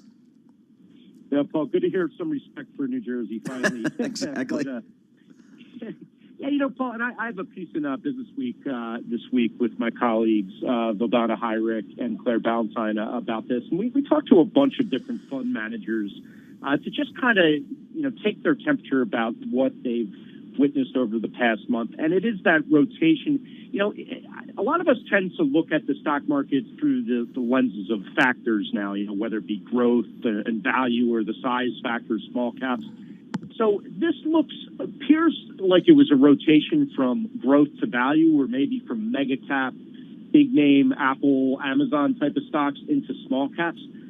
I think what it obviously is on a sort of more basic level is a rotation away from the stay-at-home beneficiaries to the companies that will benefit if we actually are ever allowed out of our houses again. So I think it's an important distinction because that factor rotation, everybody has been sort of thinking that there'd be this rotation from growth to the value factor at some point. People have been predicting it for years. There seems have been a few times when it looked like it was happening, but then it kind of fizzled out. So this is, you know, the vaccine and the notion that life might get back to normal in 2021 is really the catalyst for this rotation, and it very well could lead to that value outperformance. Even though I'm not sure you could classify it as sort of the value factor in and of itself coming back into fashion. Rather, that those beaten down banks, energy, and industrial stocks that were sort of left behind in this rebound, they're all sort of heavyweights in that value factor. So as people get more optimistic about the vaccine in 2021, there's a lot of speculation, and you know, who knows if it'll pan out, but a lot of speculation that finally that time for value and maybe small caps to outperform the big mega cap tech names of the stock market is at hand and will last a while. Won't just be a flash in the pan, Paul. Yeah, that's kind of where I wanted to go, Mike, because, you know, you think about it, just say from the end of the financial crisis, 09, 10, the story of the stock market's really been kind of the big cap, the tech, the growth names that have really powered this market. I'm just wondering, typically, looking at it historically on past cycles, how long does a cyclical rotation trade, how long does that typically play out? Is it something fairly quick? You have to be nimble to get in and nimble to get out, or does it play out over a longer period of time? Yeah, I think it depends on sort of what kind of investor and trader you are. There are certainly sort of mini rotations that may only last a week or a month, and a lot of times they're just corrected. Say one factor, one sector just got way ahead of its skis, and the other one was left behind, and then there's kind of a quick mean reversion. But there are these longer-term rotations, and the one that I talked to Rob Arnott of Research Affiliates, who's very into fundamental indexes, one of the pioneers in that space. And he pointed out this super years-long favoring an outperformance of value after the crash of the dot-com bubble. It was basically from, I think, early 2000 to the middle or late 2006. That value actually was outperforming growth pretty consistently. So that is the kind of big, I think, sea change that a lot of investors want to get in on the ground floor of. It's starting to look to many people like that could be the case this time. Again, there's so many sort of head fakes in this type of back and forth between, what characteristics investors are really going to reward, that it's kind of too early to say. Rob Arnott, in our story, says he thinks this is it. It's the start of a multi-year outperformance for value, because the discrepancy just got so large there. And, he makes that comparison to the dot-com bubble. I mean, I think obviously there's a lot of differences to point out. The big mega cap tech companies in this era are in way better shape. They're not sort of pipe dream type of speculative stocks like we saw in the dot-com era. These are obviously legit cash-rich businesses. But that doesn't mean that they can kind of, won't necessarily take a backseat to the value, to the beaten down plays for a little bit. It might not necessarily mean, Paul, that these big mega cap stocks are in for declines or bad performance, but the thinking is that maybe they won't be the stars of the show for a little bit. Interesting trade. Mike Regan, thanks so much for joining us. Mike's got this story out in the Bloomberg Business Week magazine. The bull market rotates away from tech-driven mega companies. You can catch that in this week's edition of Bloomberg Business Week. Mike Regan, senior editor and lead blogger for Bloomberg Markets Live. He joined us on the phone from New Jersey. And again, Mike's got that really cool story about that rotation trade. And some folks think that this can really have legs, and it's a way to play. It's a way to get some value for your investment dollar. So we're starting to see that in the indices as we look at it, really starting in November. We'll have more coming up. This is Bloomberg.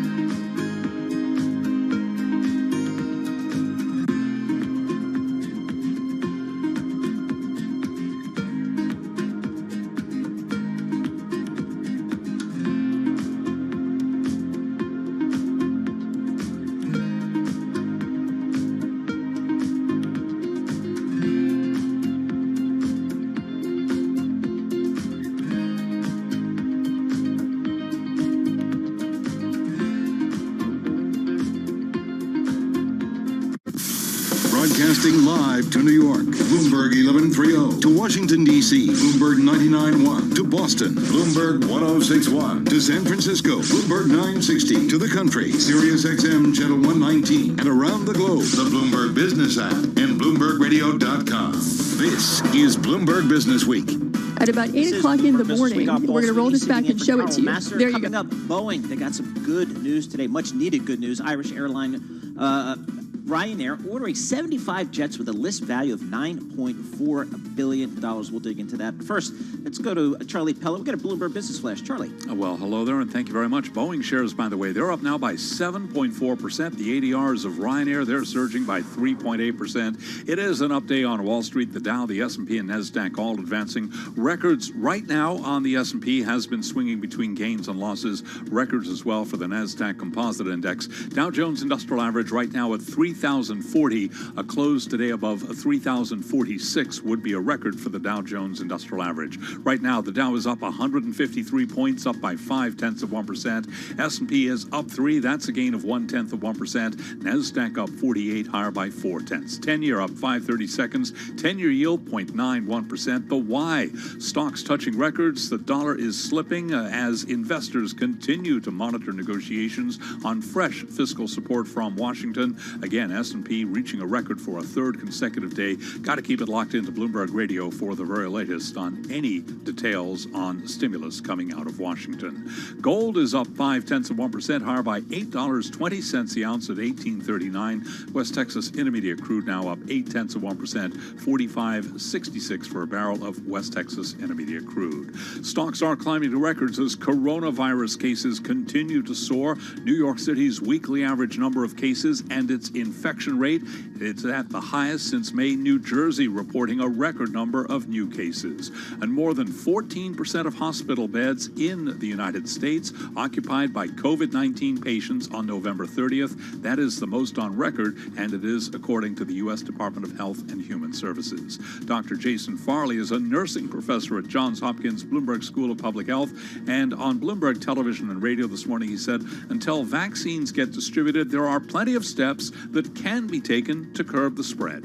You know, we saw with our first wave of this infection prior to the summer that, you know, very strong measures, stay-at-home orders, you know, the mask requirements, the ordinances of curfews and those types of things was effective as social measures and public health measures. So it's not the only way. And frankly, we won't have enough doses for it to be the only way. So it has to be a combination. The Johns Hopkins Bloomberg School of Public Health is supported by Michael R. Bloomberg, founder of Bloomberg LP and Bloomberg Philanthropies. And checking some of the vaccine names today, Pfizer shares, they're down 1.1%. Moderna is up by 4.4%. And BioNTech trading lower now by 0.3%. Recapping, the S&P at a record, swinging between gains and losses right now. Wants your vote, they've got to earn it. Charlie Pella, that is a Bloomberg Business Flash. Charlie Pella, thank you so much. We appreciate that. Looking at the shares of Boeing, they are up 7% today on the back of that news that Ryanair, which is an Irish airline, going to buy some of those 737 MAX jets, which have been on the ground for many months now. Julie Johnson, aerospace reporter for Bloomberg News, joins us on the phone from Chicago. Julie, this seems like a big deal, an affirmation, if you will, of Boeing and its 737 MAX. Oh, yeah, it's huge for Boeing. So the MAX is officially ungrounded in the U.S. That happened last month, and Boeing's been working to crank up sort of the commercial machine that is this jetliner program. I mean, it's absolutely critical to the company's finances. Sales really sort of dropped away after 2 fatal crashes last year and this global grounding. And then COVID came in this year and just devastated the market. And so this is the largest deal for Boeing or Airbus since the world changed. So, Julie, it's interesting. We had the CEOs of both Boeing and Ryanair on Bloomberg Television this morning. They were interviewed by Guy Johnston and Alex Steele. And, boy, the CEO of Ryanair really went out of his way, I thought, to really praise the 737 MAX and say how confident they are in the jet and how it's such a great move forward. Is Boeing going to need more of this type of support from the aviation industry if they really want to get this thing going again? Yeah, well, absolutely. Of course, O'Leary has a vested interest in the MAX. I mean, Ryanair is an all 737 operator, and so you know he needs to inspire confidence in the airplane as well, obviously. And you know we've seen some other big customers come out and support Boeing and the plane over the last month or so.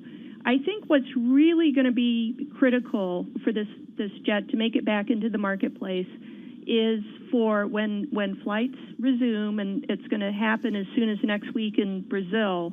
Boeing needs desperately to have a quiet few months, like no big splashy. I don't want to say accidents, right? But you know, no you get mishaps. the drift. Yeah. Yes. What's these? That goes to a good point. Do you expect the airlines, Boeing, both to kind of mount some type of public relations campaign to try to reassure the flying public that this is in fact a safe aircraft? Or are they just going to kind of, again, try to let it kind of spread word of mouth maybe? I think every airline's going to do this differently. And at one point last year when, you know, the MAX was just absolutely dominating social media and the headlines, Boeing had this huge circus planned. They rented a jet and you know, repainted it in Boeing you know, their livery, and they were going to fly that around the world and take, you know, journalists up. And so a couple of things happened. I mean, the company really was sort of told by the FAA and the airlines to, you know, to stand down and let other people take the lead around bringing the plane back. And then, you know, since COVID and the U.S. election, it's just not the headline generator it was. Yep. And why remind people, you know, of the tragedies? All right, so just 30 seconds, Julie. What's the timing here of how Boeing believes it will get this aircraft back into the fleet? Well, I mean, it's all happening in the next week. The first delivery, I mean, the plane is cleared to fly in the U.S. American's going to fly it at the end of the month, but we'll see it in Brazil next week. Interesting. All right, that's certainly good news for Boeing. Now the question is there going to be demand from the flying public here given the pandemic? Julie Johnson, aerospace reporter for Bloomberg News, joining us on the phone from Chicago. And it's really kind of a big issue for the airlines as we kind of deal with these terrible pandemic numbers and actually the trend going the wrong way.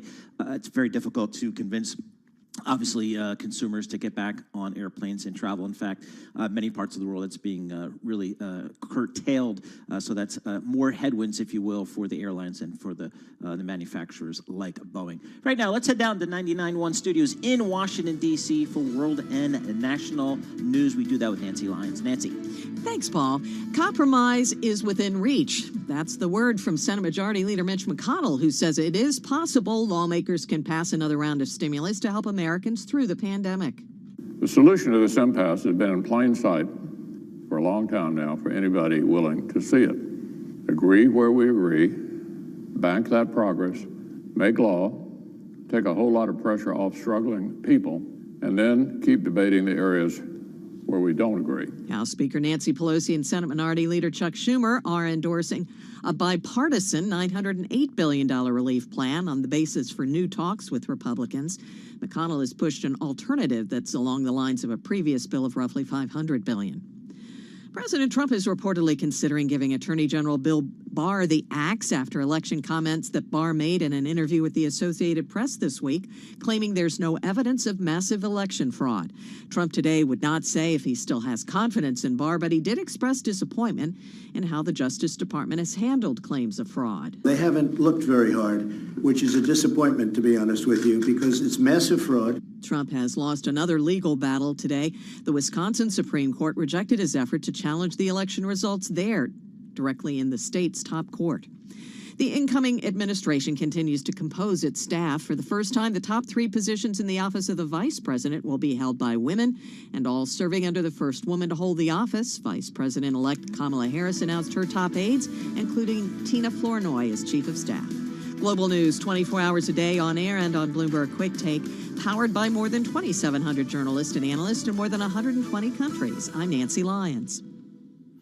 Nancy, thank you so much. We appreciate that. Charlie, we were just talking about Boeing and getting its 737 MAX back in the air, but it kind of assumes that people are actually going to want to go flying. And there's a couple stories out on the Bloomberg that suggest that might not be the case here when you look at some of these airlines. Yeah, you know what, though, Paul? I think there is unbelievable pent-up demand like you can't believe. Pent-up demand for 2 reasons. Number 1, people love to travel. Number 2, what has it been? Almost 9 months of lockdown? People want to go somewhere, anywhere, whether it's to Aunt Bertha's house or whether it's to, go to Cancun. People want to get on planes and fly.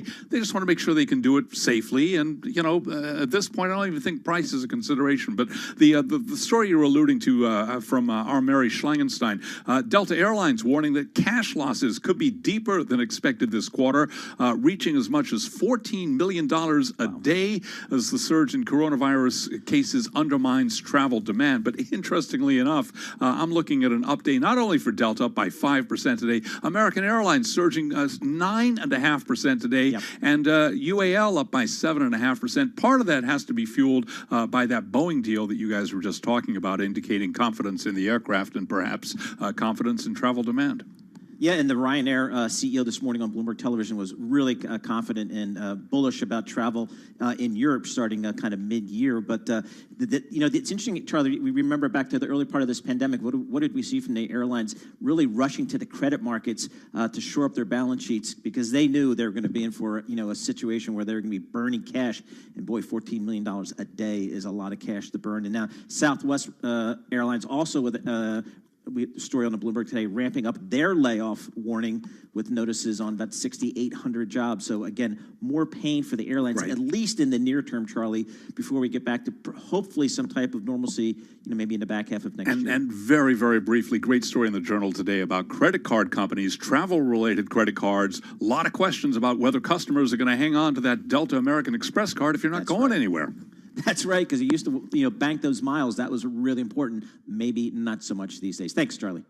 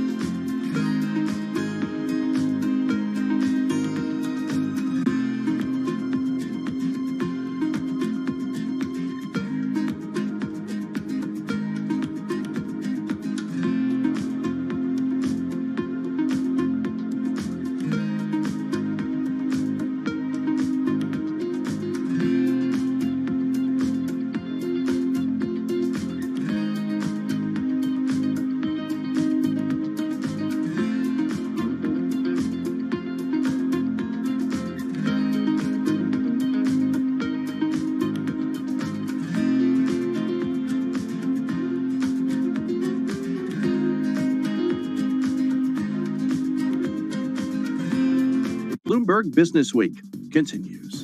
Markets, headlines, and breaking news 24 hours a day at Bloomberg.com, the Bloomberg Business app, and at Bloomberg Quick Take.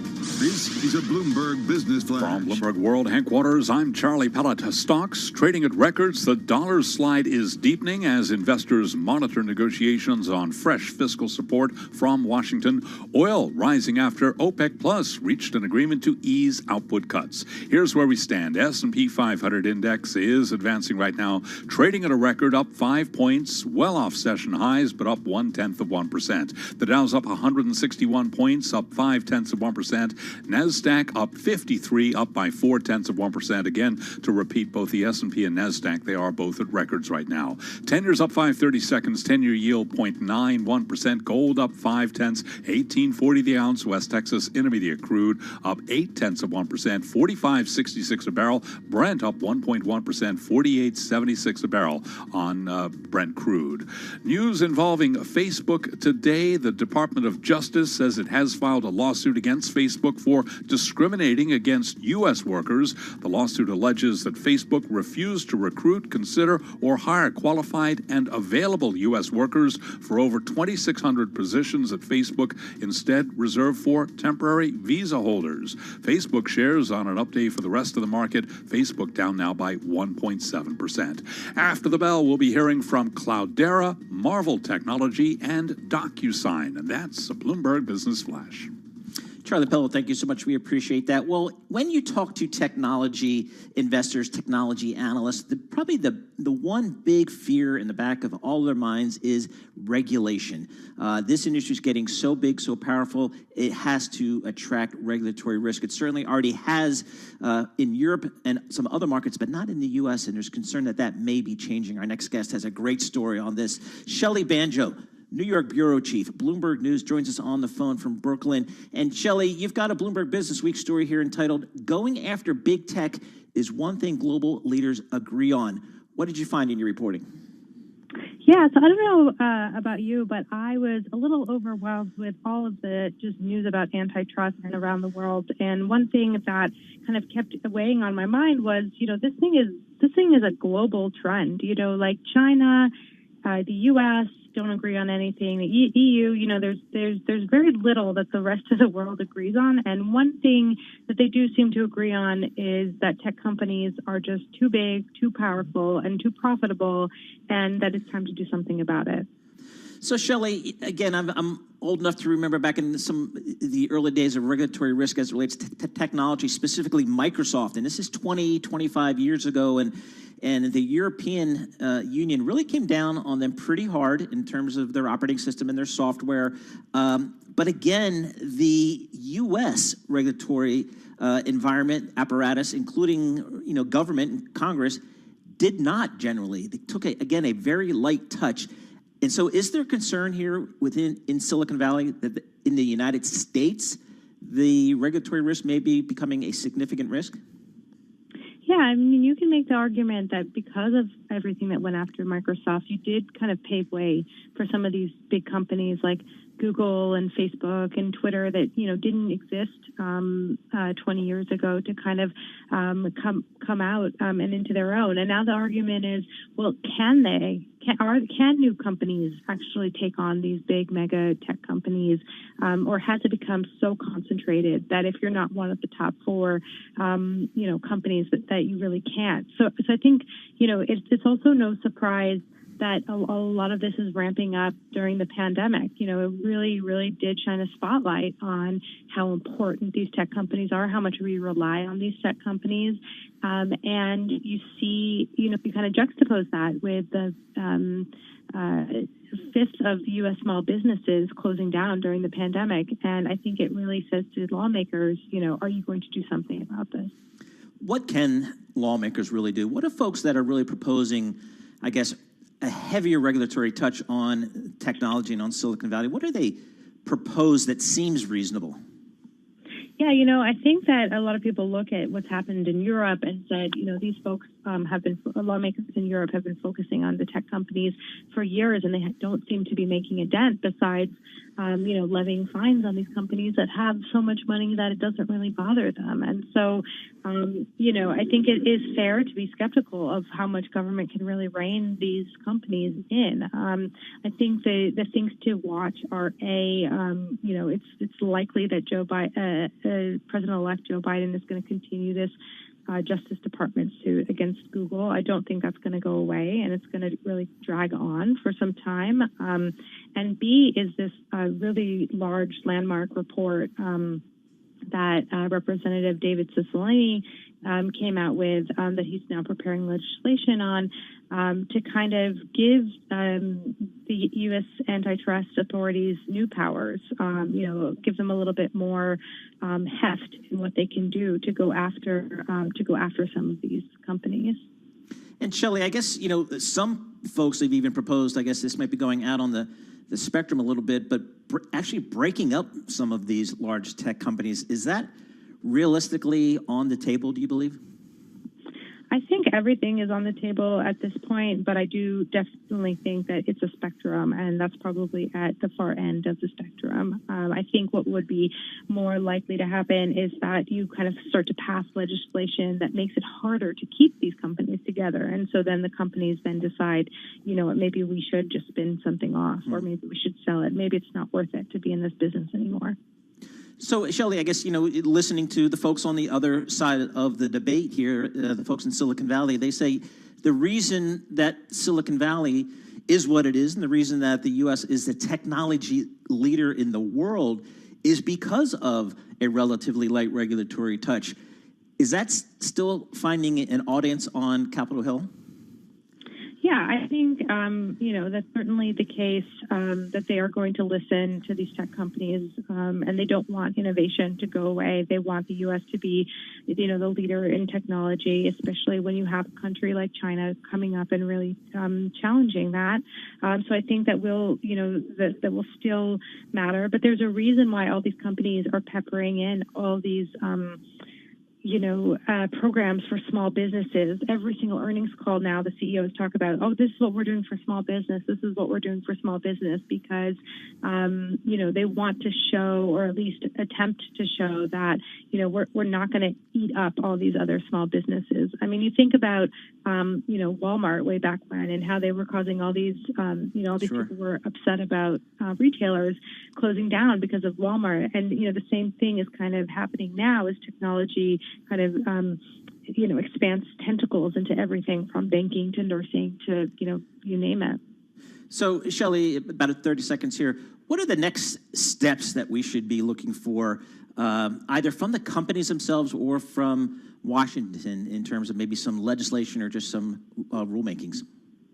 Yeah, I think all eyes now turn to the Justice Department and the attorneys general around the country who are waging these lawsuits. First, it's Google. There is talk about other companies like Facebook and others. You're seeing companies like Apple start to take action around their App Store. I think you'll see action from these companies to try to get ahead of the problem. But then you're also going to see a Joe Biden presidency, and that will be interesting to watch. Who he puts in charge for those kinds of antitrust issues, and how much support he gives to the Justice Department to go after these companies. Well, it'll be fascinating to follow, certainly for investors and for consumers, given how prolific all these technologies are in our life. Shelley Banjo, New York Bureau Chief, thanks so much for joining us.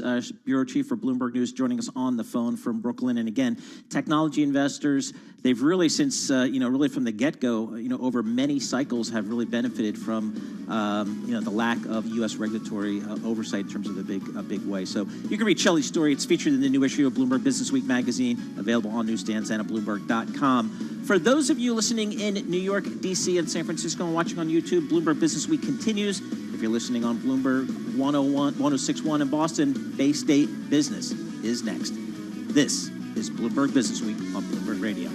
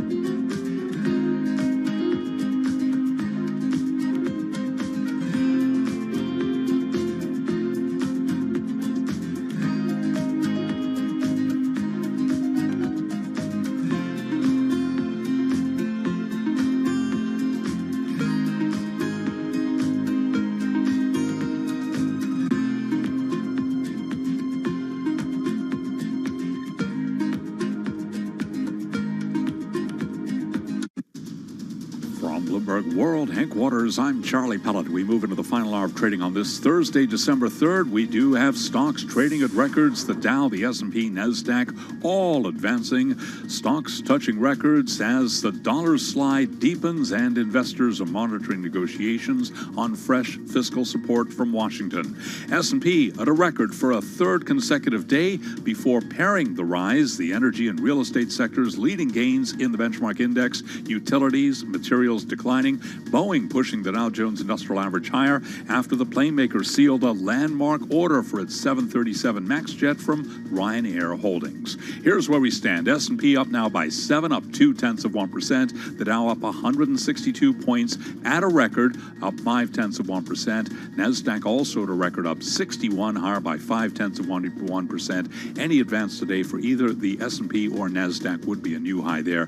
Dow Jones Industrial Average has to surpass 30,046. 10-year up 5/32. 10-year yield right now 0.91%. Gold up 0.5%, 18.40 the ounce, and crude up 1.1%. West Texas Intermediate up 49 cents a barrel at $45.77. Brent, the global benchmark, 48.86, up right now by just about 1.3%. Former Treasury Secretary Jack Lew is warning of what he calls, quote, a long, hard winter. Lew was interviewed this morning on Bloomberg Television and radio.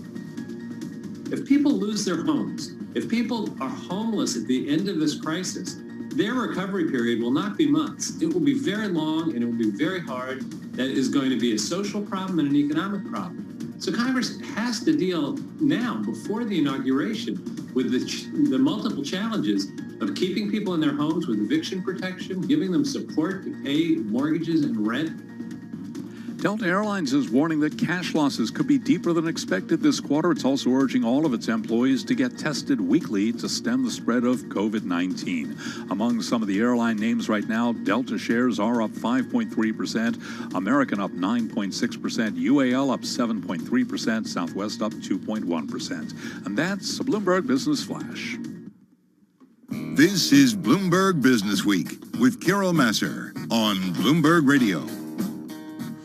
You are listening to Bloomberg Business Week. I'm Paul Sweeney, sitting in for Carol Masser. Well, I guess if we were to step back and think about where we are with this pandemic, on the one hand, we have just brutal metrics in terms of new cases and new hospitalizations, certainly going the wrong way.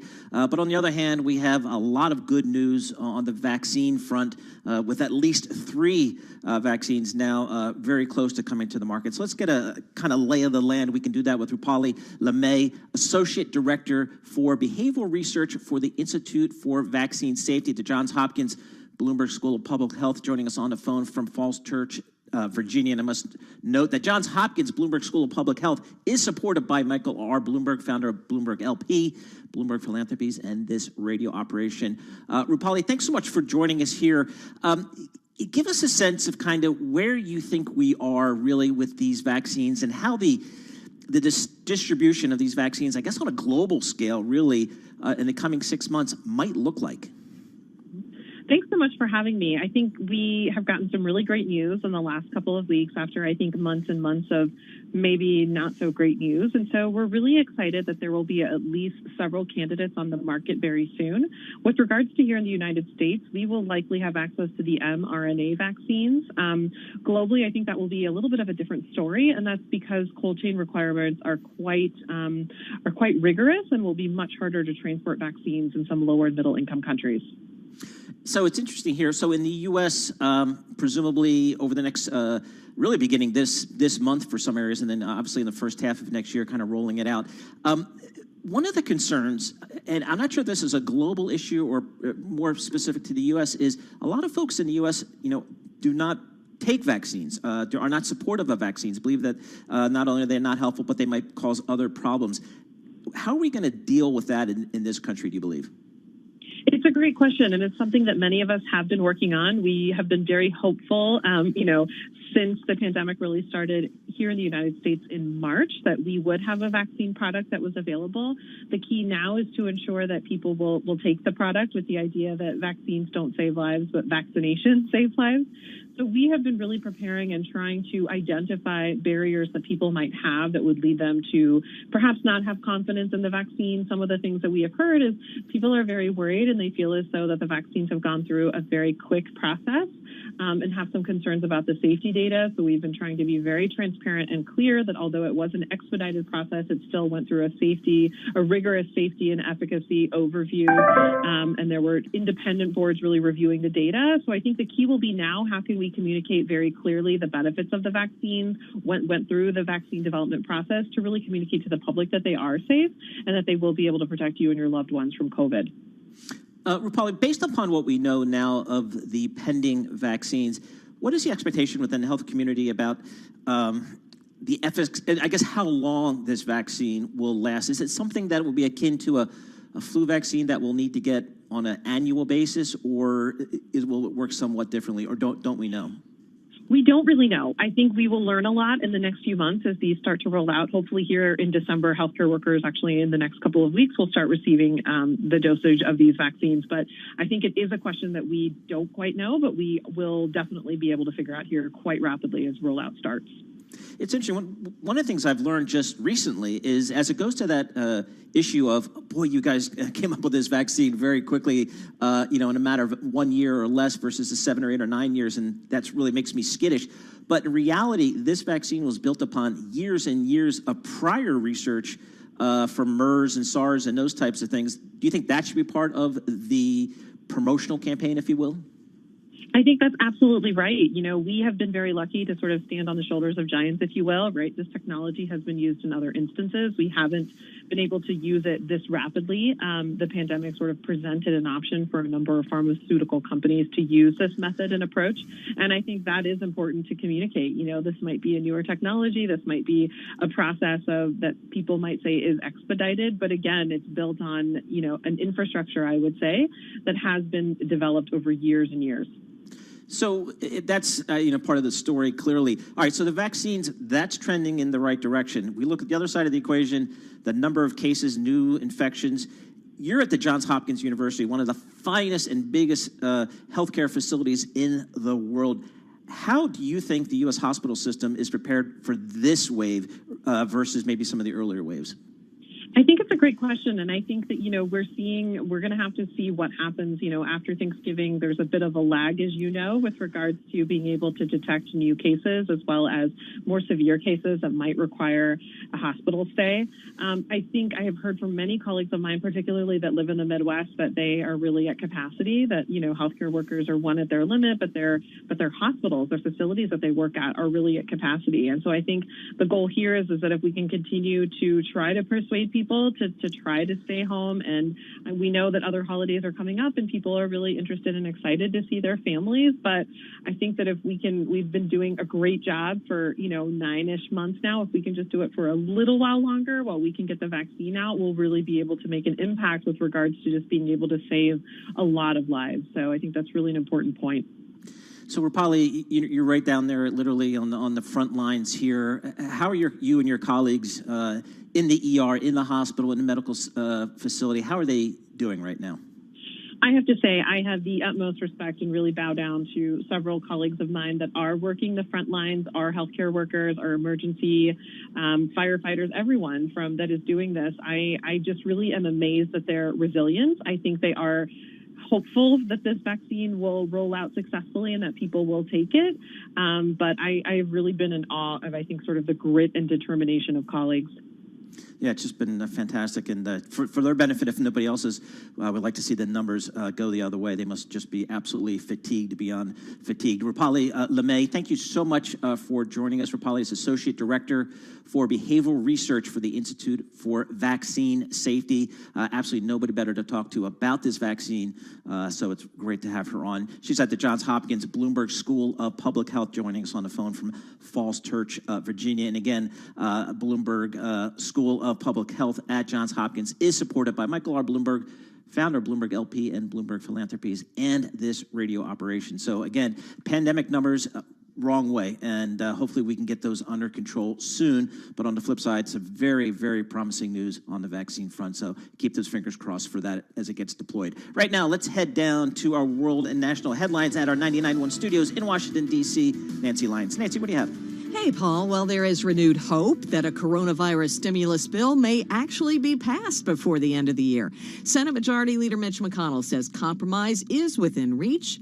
Minority Leader Chuck Schumer says that compromise exists in a newly released bipartisan plan. The real answer here is to sit down and talk. Let's use the bipartisan framework developed by 8 senators from both sides as our starting point. We have precious little time left before the end of the year. The country has some desperate needs. McConnell supports aid to small businesses and funding for vaccine distribution, but does not favor additional money to local and state governments.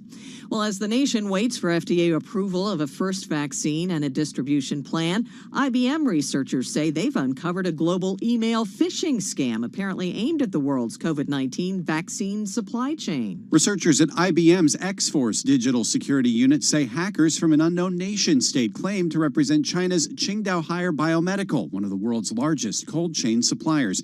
In one email, a hacker promised a $220,000 upfront payment to buy about 500 vaccine refrigerators.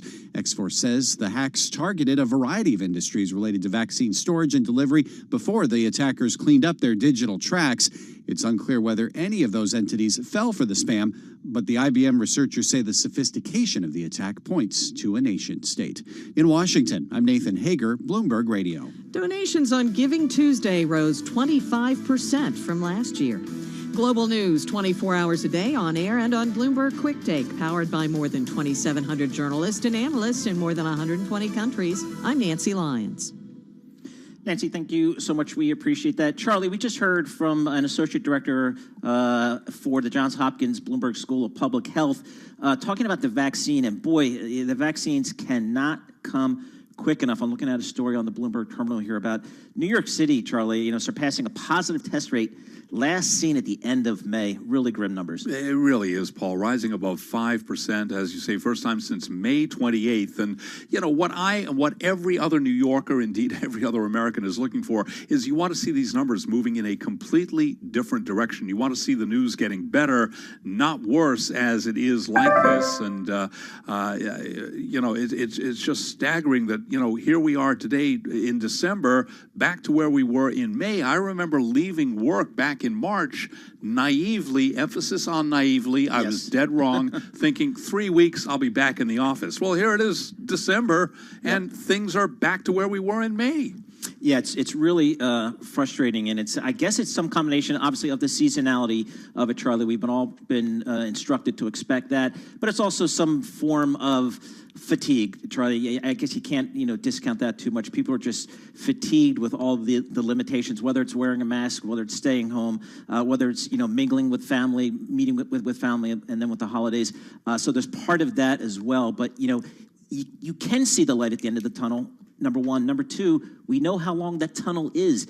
And you would hope that people could take confidence in that to kind of bear down just for the next few months. Yeah, and very briefly, Paul, the other fascinating story I saw on the Bloomberg News story written by our James Patton talking about Operation Warp Speed and the UK vaccine drive leaving the European Union behind. And that's another interesting element given the backdrop of Brexit.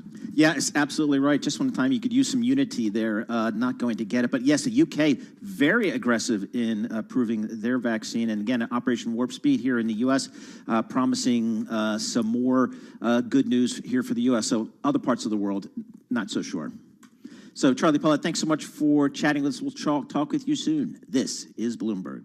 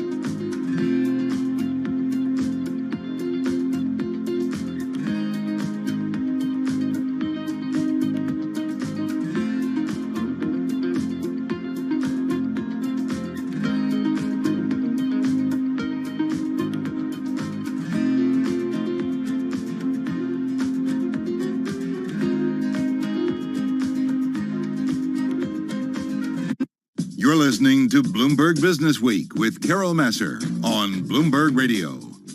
Right now, we're going to go to Caroline Hyde of Bloomberg Television. She sits down with New York State Attorney General Letitia James to get the latest. This is Bloomberg. Let's take a listen. TV and radio audiences for a very special interview with the New York State Attorney General Letitia James. She is part of that Bloomberg 50 we talk about, joining us exclusively, and wonderful to think about the so many achievements that you've had since becoming the first woman, the first Black American to become the AG in New York State back in 2018. And 2020, Letitia, extraordinary, taken on the NRA, where you had lawsuits that led to stunning declarations of personal benefit and enrichment. You've taken on concerns about the USPS funding, the census, voter suppression. You brought no less than 35 lawsuits against the Trump administration this year. What is now front of mind for you? What are you most passionate on? So at this point in time, first let me thank you for this honor. It's an honor and a privilege to be on this program and to be included amongst the 50. But at this point in time, we are preparing a list to be submitted to the Biden-Harris administration in an attempt to address and to reverse all of the policies of the Trump administration that unfortunately have adversely affected New Yorkers. Issues such as the SALT deduction, the $10,000 cap on property tax deductions. That was a limit that was placed by the Trump administration on New York State. Issues such as the Affordable Care Act. It's really critically important that individuals with pre-existing conditions and those who have minors that have access to health care. We know that before the Affordable Care Act, the number one reason why individuals across this country were filing bankruptcy was because of medical expenses. It's important that, again, we defend the United States Postal Service. The Trump administration sought to dismantle and affect the operations of the Postal Service prior to the election. It's important that we stand up for immigrants right now who are standing in the shadow of government. Yeah. That we recognize that we are a nation of immigrants, as is evidenced by a book that was authored by the late John F. Kennedy. And it's important that individuals understand the contributions of immigrants to our country. That and other policies, litigation, and regulation we have to reverse, including standing up on behalf of our environment. Letitia, I mean, this is a pretty lofty list, and it's a couple of things on that list, including pertaining to the SALT Act as well as the Affordable Care Act. I'm wondering, is this a role for a state attorney general to take, or is this something that rather should be left to Congress? What gives you, I guess, the authority and I guess the ability to actually make these changes to try to reverse those decisions? Because there are three branches of government. And unfortunately, over the last 4 years, and since I've been Attorney General the last 2 years, two arms of government have not been working, the executive and the legislative branch. And so it's been left up to the judiciary branch. And so the attorney generals across this nation, but primarily Democratic attorney generals, have stood up and defended the Constitution against this federal retrenchment. And it's important that we understand that the Constitution and the rule of law is what controls and not the law of men. And so it was important that attorney generals stand up, defend our democracy, defend policies that unfortunately have disparate impacts on New Yorkers. And that's what I did each and every time. And it was important to defend our institutions, and our institutions withstood the challenges of this administration. And in fact, in the majority of the cases, over 80% of our cases, we have been victorious, again, because the Constitution and the rule of law is what governs our government. You were also leading a group of state attorneys general in the fight against big tech. What is the progress of that?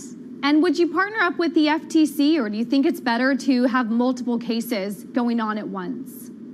As you know, there are several investigations against big tech at this moment. Facebook and Google has been reported, and there are still ongoing investigations. And until those investigations are concluded, I will not prejudge our investigation. But a number of attorney generals, it's bipartisan, are involved in both investigations against Google and against Facebook as well.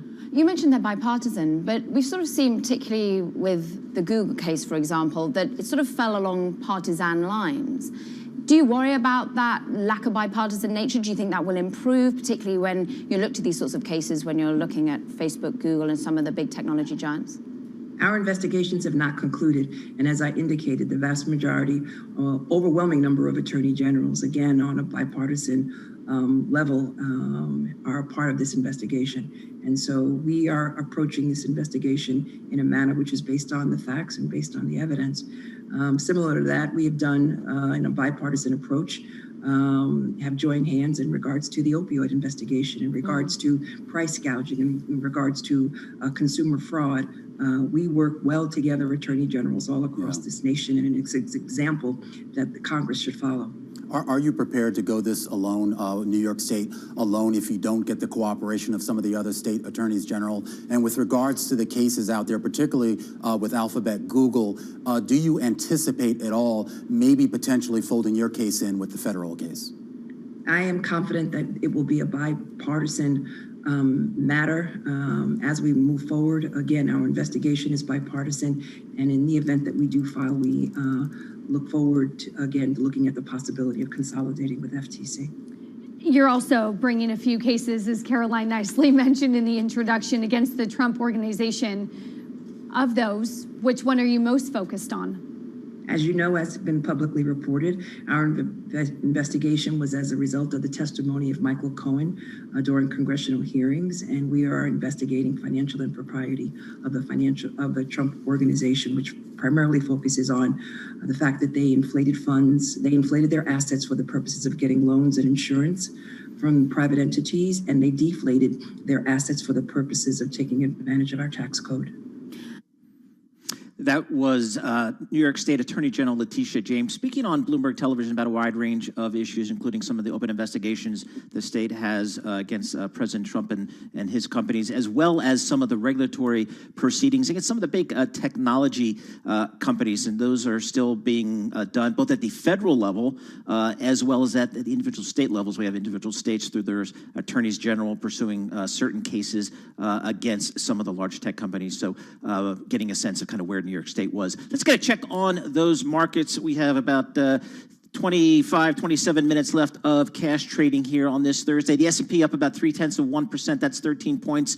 Looking at the Dow Jones Industrials, up about 0.7% today, 219 points, puts that Dow Jones 30,103. The S&P up about 0.6%, 72 points. The real leader here are the small caps. The Russell Index is up over 1%, 19.5 points, 1857 on the Russell. So that rotation trade that we've been talking about, it's certainly seeing it today.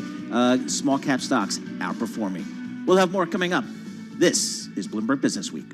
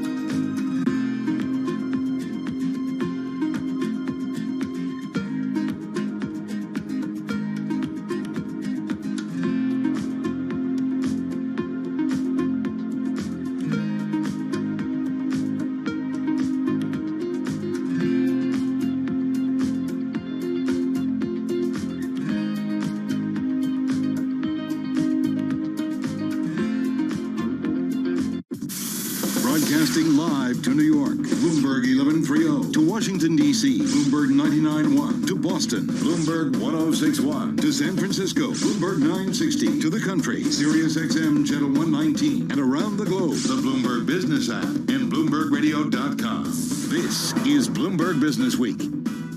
Coming up, we will get the chart of the day from Bloomberg Stocks editor Dave Wilson. Plus, we're going to chat with Ryan Kelly, portfolio manager at Hennessy Funds, talking about mid-cap stocks here. But first, let's go to Charlie Pellet, get a Bloomberg Business Flash. Charlie, what are you looking at? Right now, keeping an eye on Facebook shares. By the way, can't forget that song of the day with Dave Wilson coming up in just a couple of minutes. Facebook shares, they are down now by 1.5%. Developing story this Thursday afternoon, the Trump administration has filed a complaint accusing Facebook of discriminating against American workers by reserving positions for foreigners with temporary H-1B visas. The Civil Rights Division of the Justice Department filing the administrative complaint today. Again, Facebook shares falling now by about 1.5%. This on a day when stocks are climbing to records. 28 minutes to go ahead of the closing bell, but records for a third consecutive day.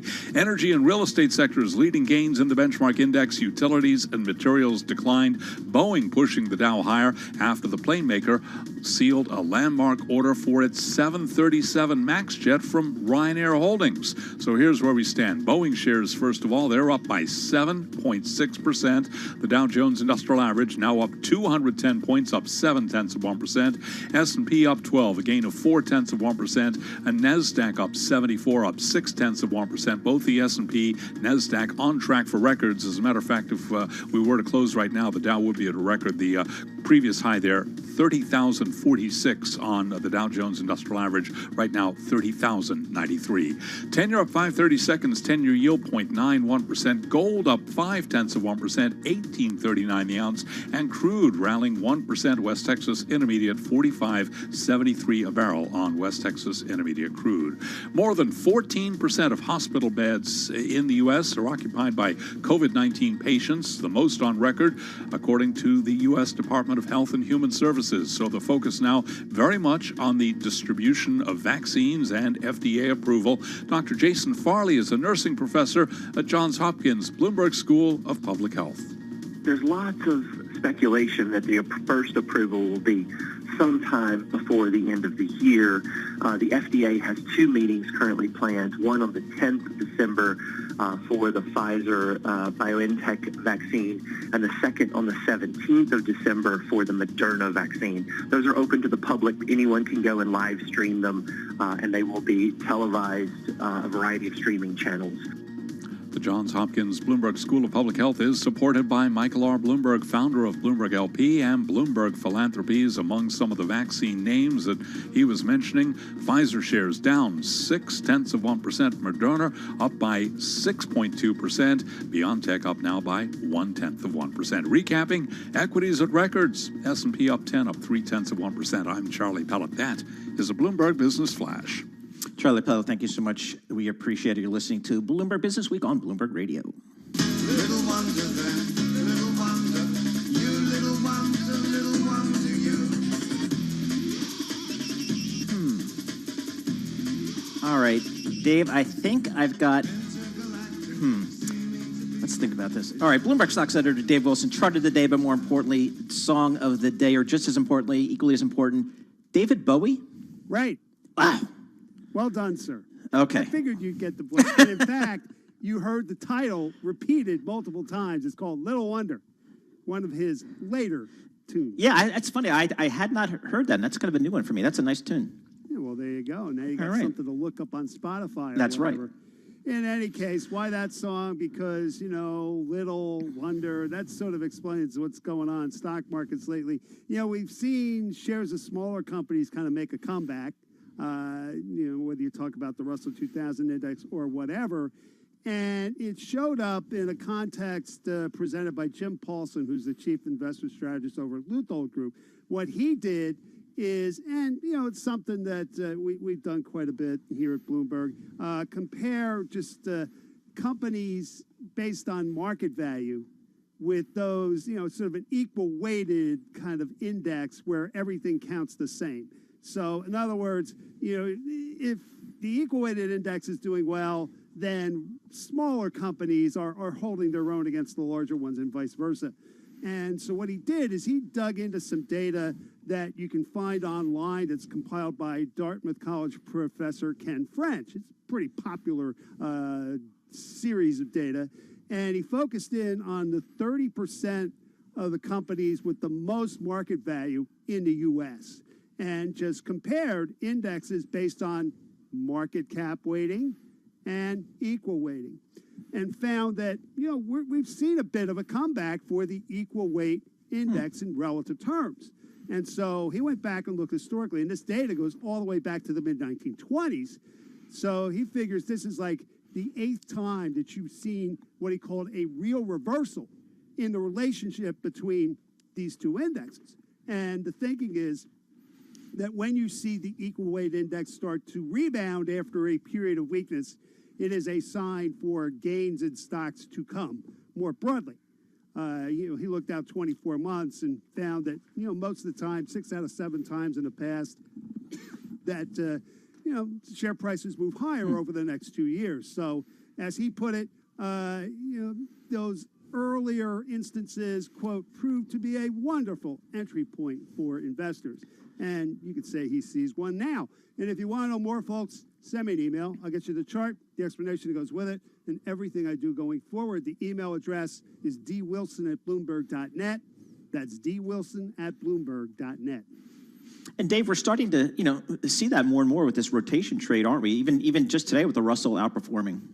Yeah, absolutely. And like I said, there are any number of ways that you can see it playing out. Look at the Russell 2000 relative to the S&P 500, which we do on a daily basis. Yep. That's one way to look at it.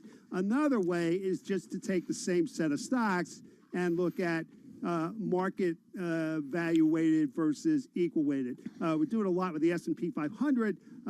This study from Paulson's a bit different because it takes a broader set of stocks as defined in Ken French's database, but it kind of leads you to the same conclusion that, you're seeing a bit of a reversal here. What he's able to do by be able to go back, 90 plus years is say, okay, maybe this is a time to buy.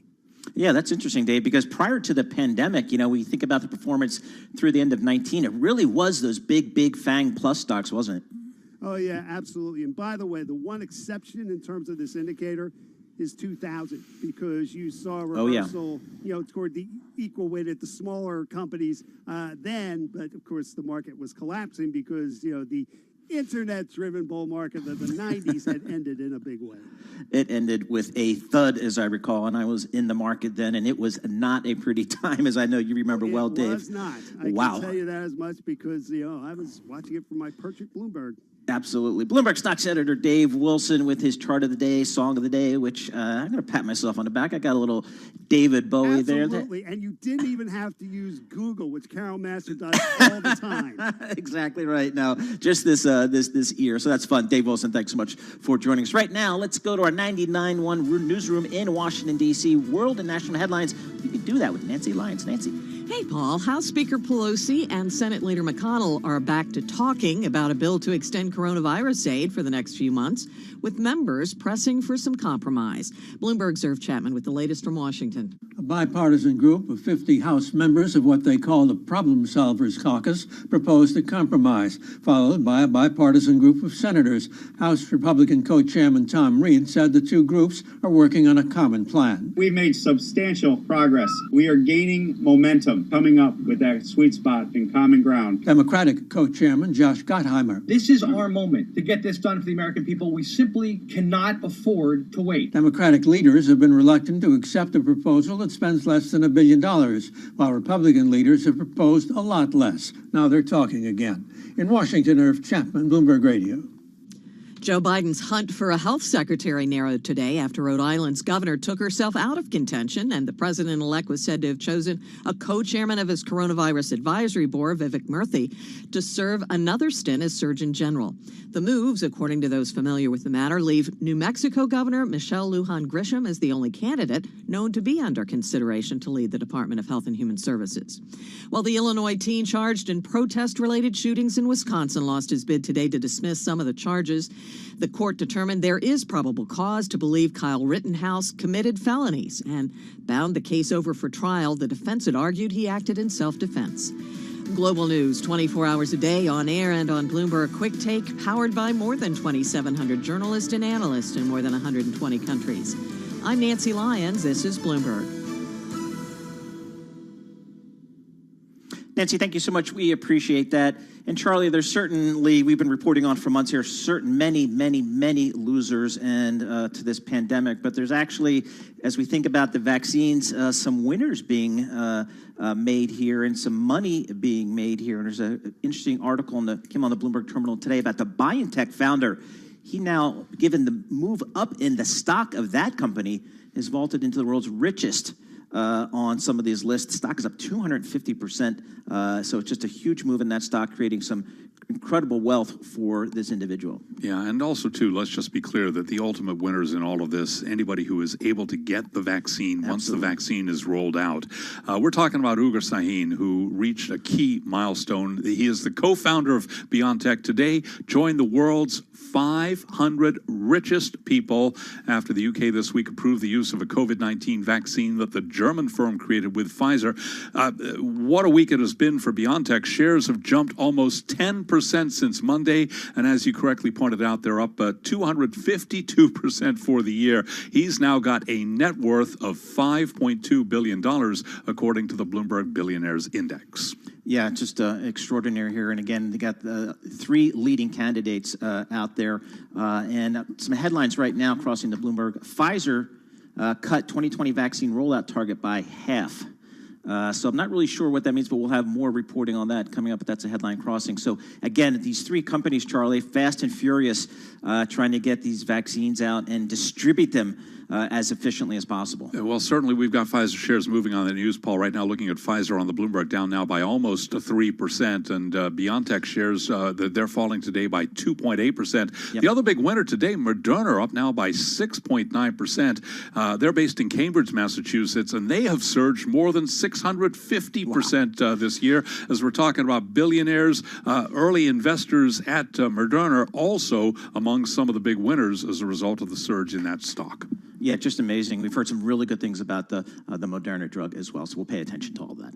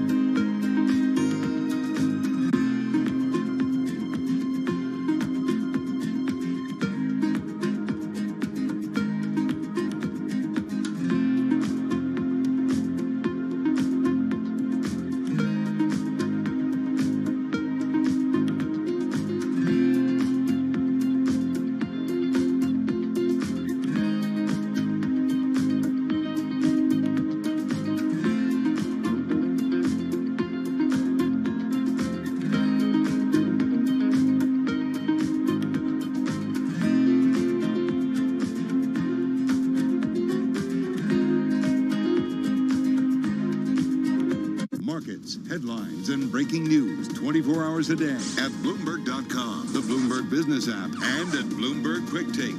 This is a Bloomberg Business Flash. From Bloomberg World Headquarters, I'm Charlie Pellet. 13 minutes to go ahead of the closing bell. Repeating an earlier headline, Pfizer cut 2020 vaccine rollout target by half. This according to a report from Dow Jones. Pfizer shares, they've been down for much of the day. Pfizer down now by 2.5%. Among some of the other vaccine names, Moderna up now by 8.3%. BioNTech shares, they are trading lower by 2.6%. Mixed day for the U.S. equity market. We did see records. S&P with 13 minutes to go, swinging between gains and losses. Up now by half a point, up barely, but anything in the green today for the S&P and for NASDAQ will be a record. The Dow Jones Industrial Average pairing its gains up now by 80, higher by 0.3%, 29,968. So looking very much like a close below 30,000 on the Dow today. NASDAQ pushing higher right now, solidly in the green, up 0.3%, higher by 40 points right now at 12,389. On track there again for a record. 10-year yield 0.91%. We've got gold up 9.57 the ounce, up 0.5% at 18.40, and crude up 0.5%, 45.51 a barrel. So recapping here, any close higher for the S&P will be a record, up now by half a point, little changed. I'm Charlie Pellet. That is a Bloomberg Business Flash. I'm driving in my car. I turn on the radio. How about you let me drive? Oh, no. Who's gonna drive you home? Honey, please, I'll do the driving. Drive on. Excuse me, I want to drive. Just drive, baby. It's the question that drives us.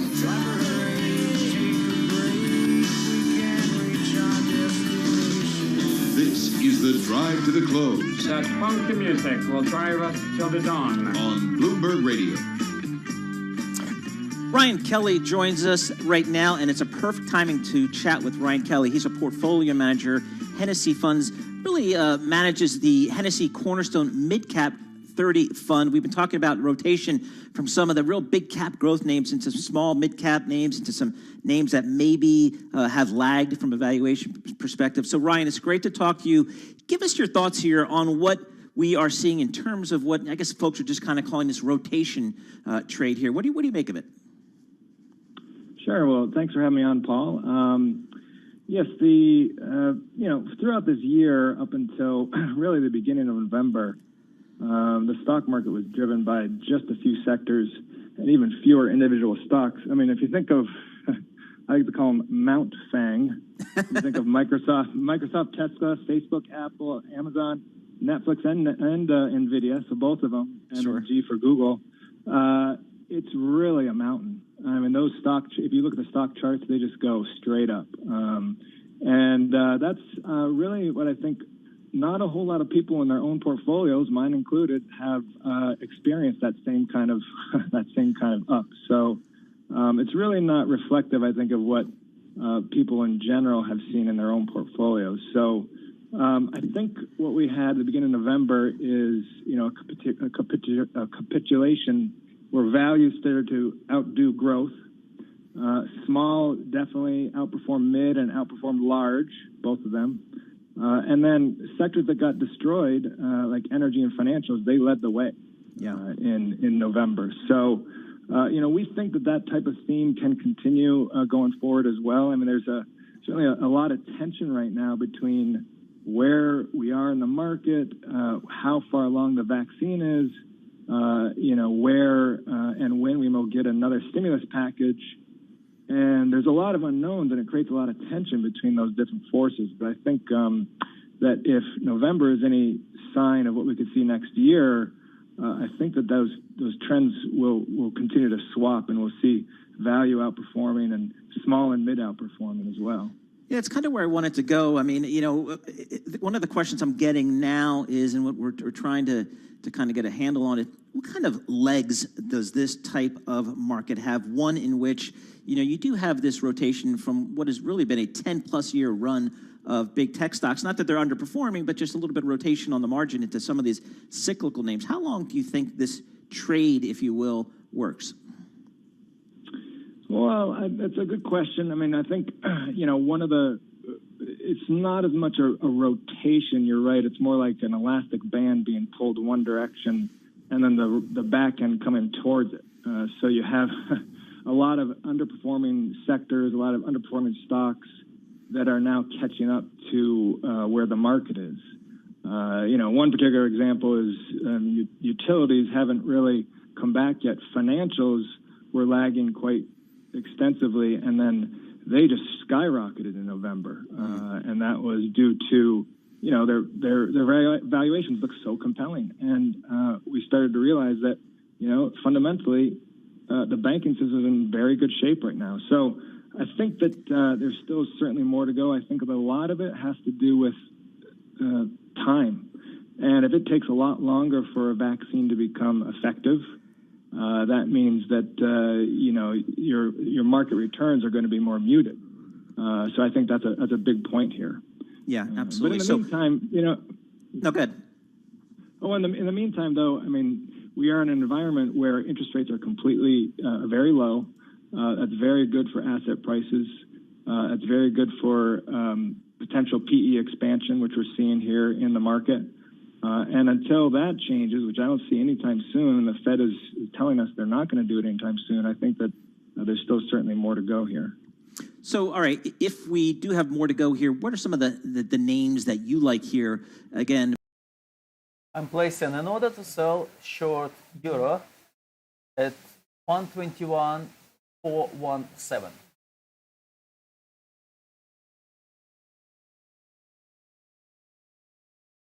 That's it. Order placed. We have a lot of, I think that you get some of the stocks that have done well this year that are going to continue to do well next year. In the home building space, we have KB Homes and Meritage Homes. Short position opened at 121.417. Movement going on. So household goods, Bed Bath & Beyond, Williams-Sonoma, Sleep Number, those are all companies that we own and think that they'll do well into next year as well. And interestingly, when it comes to the home ownership space and home improvement, there was just a really nice sizable deal where HD Supply got purchased by HD.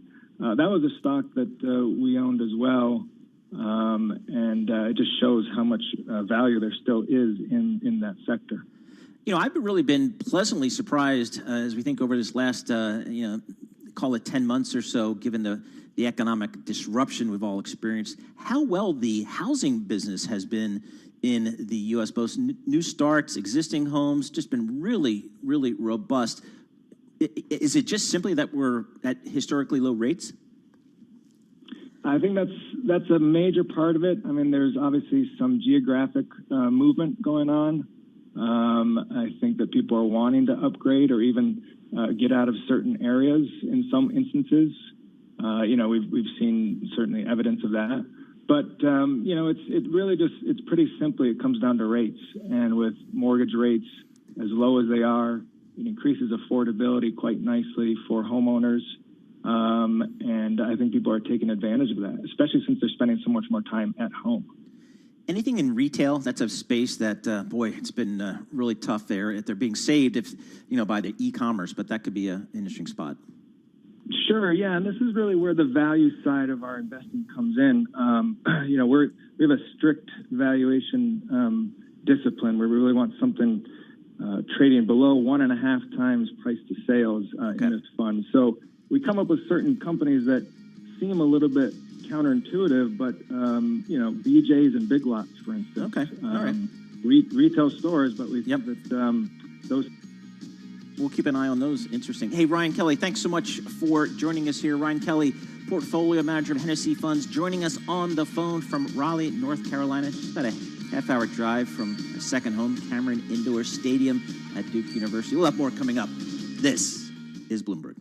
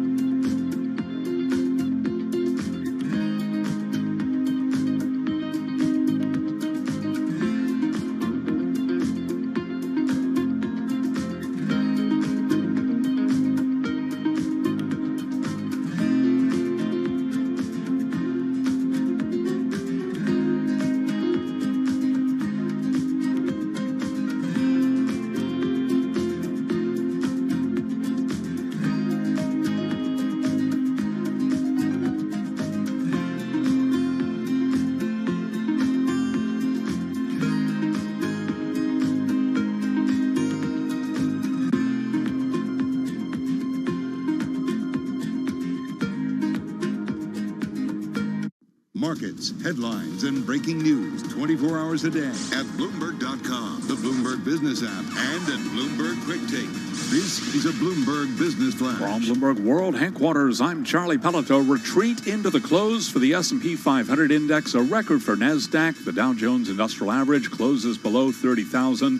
An up day, at least for the Dow and NASDAQ. Folks from the NYSE Buildings Operation Team ringing that closing bell. So again, a move higher for both the Dow and the NASDAQ Composite Index. 10-year yield 0.91%. Gold up 0.6%, 18.41 the ounce. West Texas Intermediate crude up 0.8%, 45.66 a barrel on WTI. Here are the closing equity numbers. S&P down 2, a drop there of just about 0.1%. News from Pfizer weighing on markets right into the close there. Pfizer shares dropped by 1.7%, talking about production issues. Dow Jones Industrial Average up 86 points, higher by 0.3%. Again, a little change, but a lower day for the S&P, retreating from a record. NASDAQ Composite Index up today by just about 0.2%. So an update on Wall Street, at least for the Dow and the NASDAQ Composite Index. Stocks paired gains after a report said Pfizer will deliver fewer doses of its vaccine this year than earlier expected. S&P did touch a record for a third consecutive day before turning negative. Again, it was a down day for the S&P 500 index. Ryan Kelly is portfolio manager at Hennessy Cornerstone Mid-Cap 30 Fund. And right here on Bloomberg Business Week moments ago, he told us competing forces around the vaccine, COVID, and the economy are driving sentiment. And there's a lot of unknowns, and it creates a lot of tension between those different forces. But I think that if November is any sign of what we could see next year, I think that those trends will continue to swap, and we'll see value outperforming and small and mid outperforming as well. Boeing has sealed a landmark order for its 737 MAX jet from Ryanair Holdings in a major boost for the plane maker's efforts to revive its best-selling model after a 20-month grounding. Boeing shares surging today by 6%. Recapping, S&P retreating from a record down 0.1%. And that's a Bloomberg Business Flash. Nobody move a muscle. Bloomberg Business Week. Movers and shakers. Damn, Stiffy, you got some moves. On Bloomberg Radio. It is 4:02 on Wall Street, listening to Bloomberg Business Week on Bloomberg Radio. I'm Paul Sweeney, sitting in for Carol Masser. Kind of a quiet day in the marketplace. We kind of all said and done, kind of closed just a little bit unchanged, not too much movement there, a little bit mixed. Let's get a sense of where the action is. We do that with Bloomberg Stocks editor Dave Wilson. Dave, we had some underlying stories there. I think about Boeing. I think about some of the biotech drugs, and some of this drug news and vaccine news. But otherwise, I think the market's kind of waiting for the next catalyst. It does kind of look that way. I will tell you, though, Boeing is definitely a standout. Shares up 6%. And in part, it's because they managed to get an order from Ireland's Ryanair for their 737 MAX jet. And beyond that, we had people familiar with the matter telling us that United Airlines is likely to receive the first 737 MAX delivery since the jet was grounded. And if United doesn't get it, American will. At least that's what people were saying. And if you looked at those stocks, they had a pretty good day today as well. United up 6.8% and American up 8.3%. And the strength carried over to the cruise lines. You got Carnival up 8.1% and Royal Caribbean and Norwegian also higher. So that was an area that, as much as the market kind of fluctuated in today's trading, that we saw strength really build as the day went on. I have to tell you, Dave, I love what you report throughout the day on these cruise lines, because I have not ever taken a cruise, so I have no basis to say any of this. But, I'm just shocked that when I talk to people that do regularly cruise, they say as soon as they feel it's safe and they don't feel it's too far away, they are absolutely going back on those cruise ships. And you hear that from the companies as well when they talk about some of their, the far-off bookings. Right, and I'm sure that'll be true to some extent for the airlines as well, people wanting to travel. So, that would explain sort of the broader kind of move. We do tend to see these shares kind of rise and fall in lockstep to some extent. Today, it's really noticeable with the airlines and the cruise lines for sure.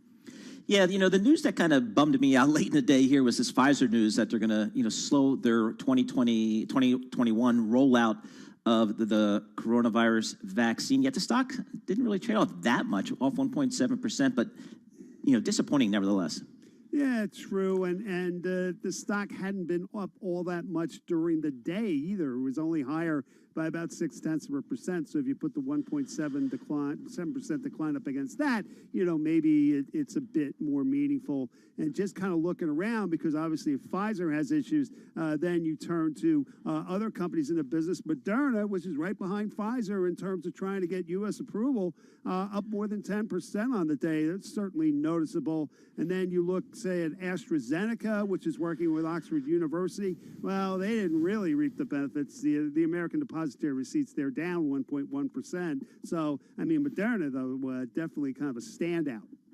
Yeah, it is. And I guess, we've been warned, haven't we, by, healthcare experts that, this is going to be fits and starts. There's going to be some stumbles along the way. But, still, nevertheless, you think Pfizer might have messaged their rollout story a little bit better. But again, not much of an impact on the stock. And again, there are, two other players in the marketplace, and likely more as time goes along. So that's the good news.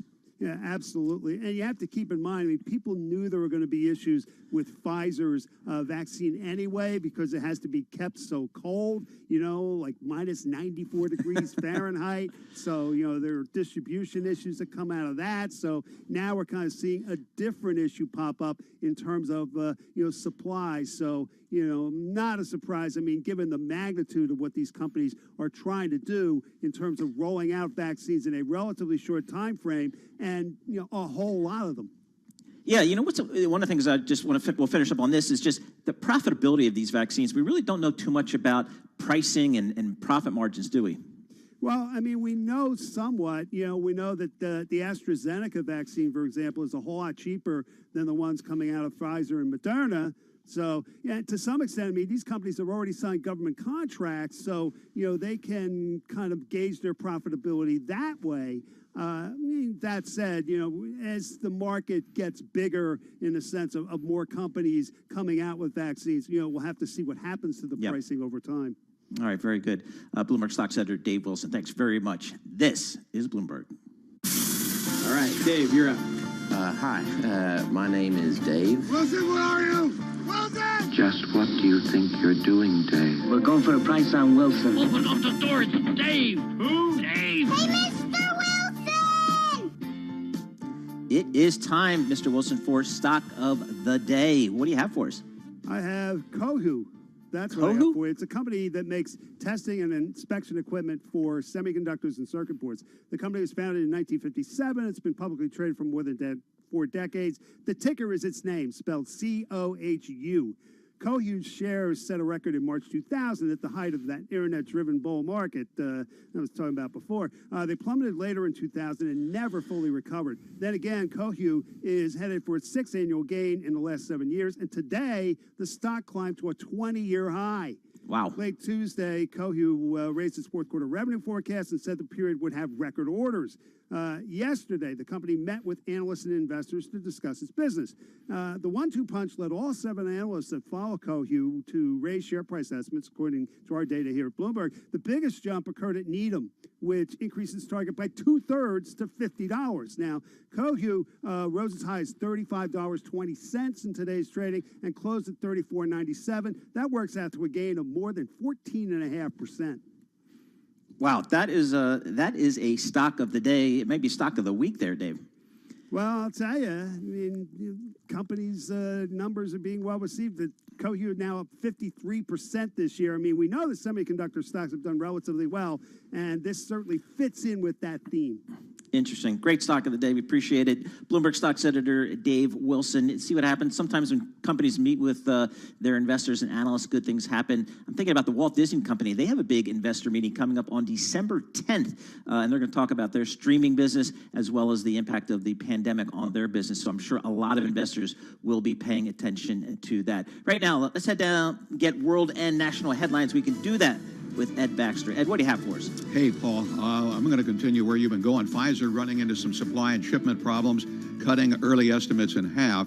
Now, New York Governor Andrew Cuomo, on top of that, says that shipping is a very, very complicated process. You can only open the box 2 times a day for 60 to 90 seconds each time, because keeping it the right temperature is very important. And so leading up to it, the massive COVID education process is underway. For example, Michigan Governor Gretchen Whitmer.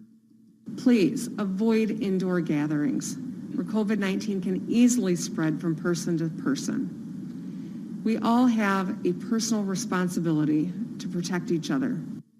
And health officials discussing the priority list of getting the vaccine, most saying frontline followed by the most vulnerable. But there are some contrarian plans, like Dr. John Brownstein on IBC saying that the way to knock down the long-term pandemic effects is to give it to people who've already had COVID. Immunity should last longer with the vaccine. You can almost see the vaccine as like a booster shot to your previous infection. So then how long? No matter what plan is adopted, Dr. Ayush Jha. Even if 30-40% of Americans get it, it'll make a really big difference, but we probably need to get to 70 or 80% of people getting vaccinated really to bring the pandemic to an end. So we're going to have to address people's concerns and hesitancy. Meanwhile, New York City planning a pandemic response center as positivity tops 5%.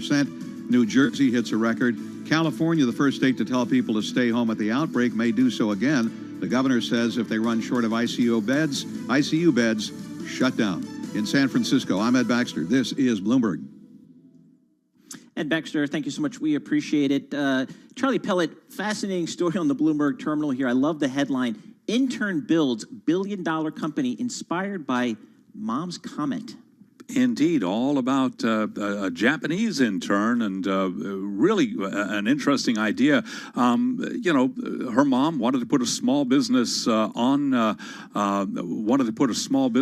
internet, had trouble doing that, and the intern ended up figuring out a way to launch an entire company by being able to get people onto the internet, ultimately helping out her mom. What better customer to have? Exactly. And it's interesting. You think about where we are here in this pandemic and this environment and this lockdown, it's really put pressure on businesses, of all sizes, particularly smaller businesses who are having a tough time reaching their clients, to really make sure they have a online presence and a good, vibrant, robust online presence. And I think a company like this, and any company that can help, particularly the smaller companies, really get online and drive their business that way, as opposed to relying upon customers, is really, really going to be needed in this marketplace. And I got to tell you, anytime I hear a story like this, stories like this are so inspiring. And I'll tell you why. Because because this guy was an intern at a larger company, had a dream, had the skills, had the hard work, had the dedication, and guess what? Billion-dollar business. Yeah, it's really amazing. And, we were just talking earlier in the show about regulating some of these big tech companies, because perhaps they get so big that they keep out smaller companies. But I'm sure that they would hold up an example like this and say, hey, here's one of our people. They had a great idea. They went out and they built a billion-dollar company. So keep the regulation light. So very, very interesting story. But you're right, Charlie. Very inspiring to see some young folks really come up with these great ideas. Coming up, we are going to have more on this market. Again, we just closed, and it is a relatively calm day in the markets. We'll have more coming up, certainly on Bloomberg Business Week. This is Bloomberg.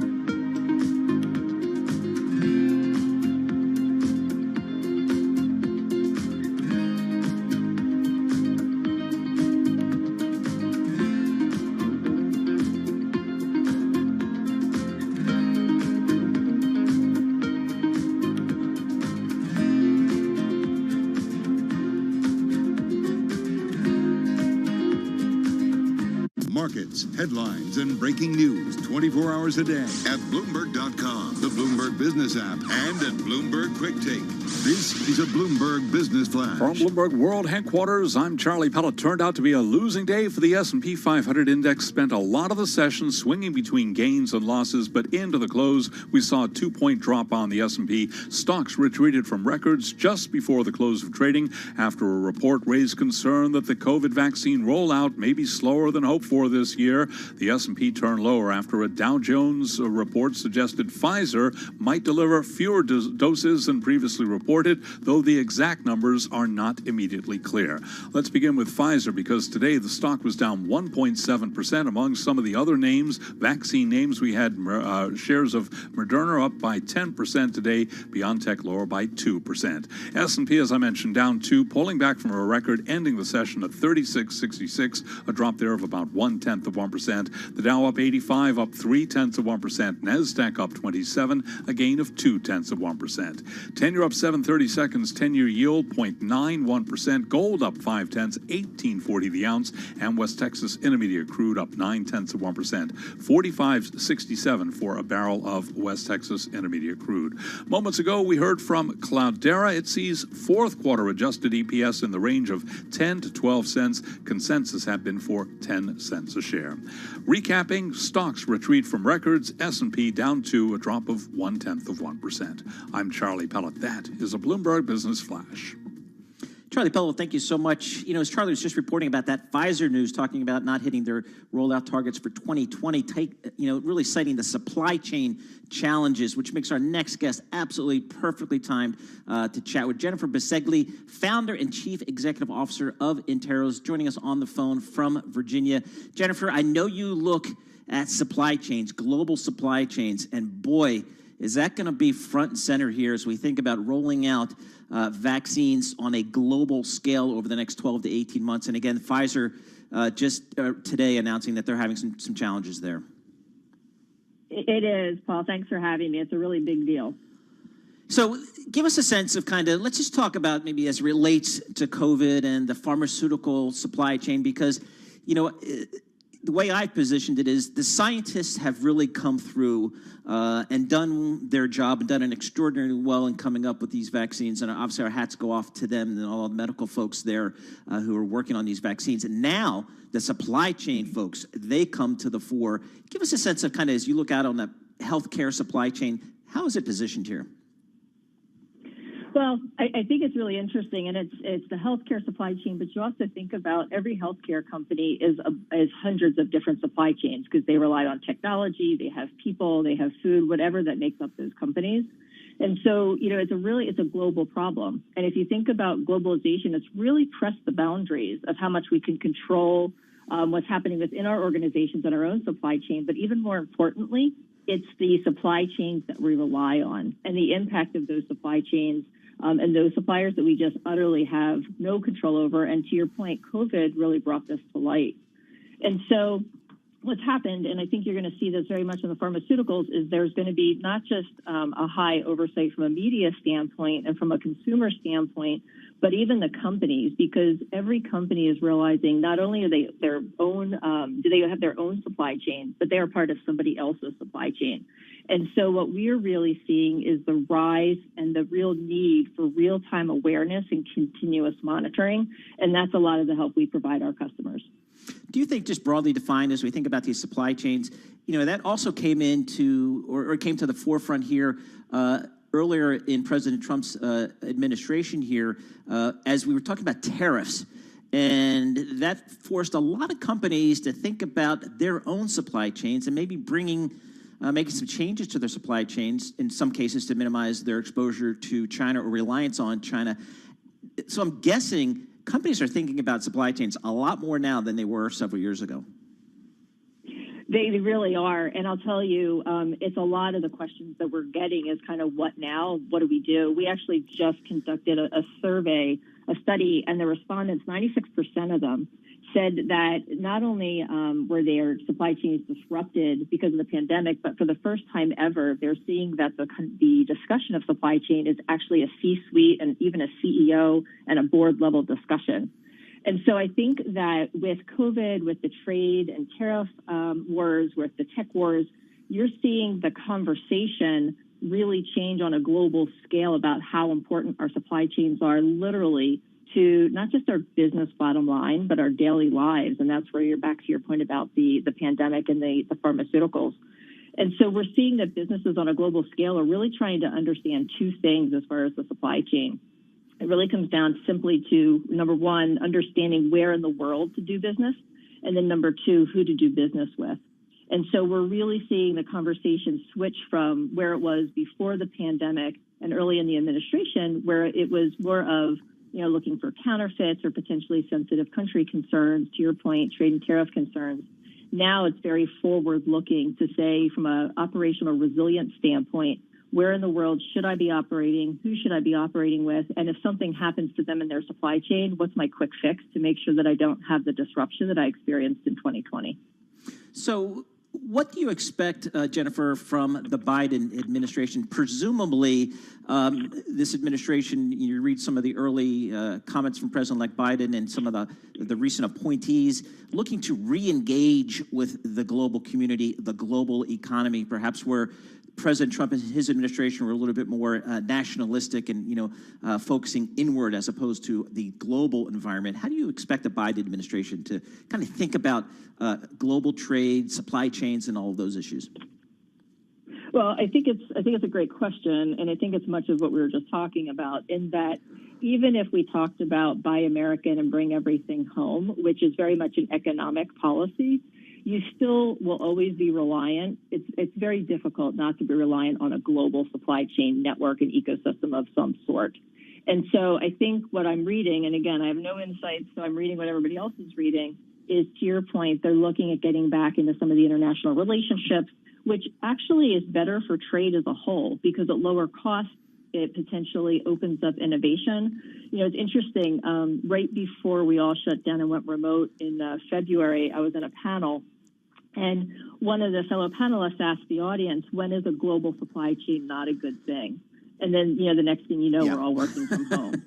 And exactly. So I think it's like, right, today it was kind of a lesson in the world. But I think what you're going to see is that, what we're seeing, honestly, is that there's a huge movement towards leveraging technology. Yep. And I do think the Biden administration is looking at that as well. Let's go big, but let's actually leverage technology to get us there. Very good. Jennifer Basigli, thank you so much for joining us, founder and chief executive officer of Interos, on the phone from Virginia. For those of you listening in New York and San Francisco and watching on YouTube, Bloomberg Business Week continues. If you're listening on Bloomberg 99.1 in D.C., Sound On is next.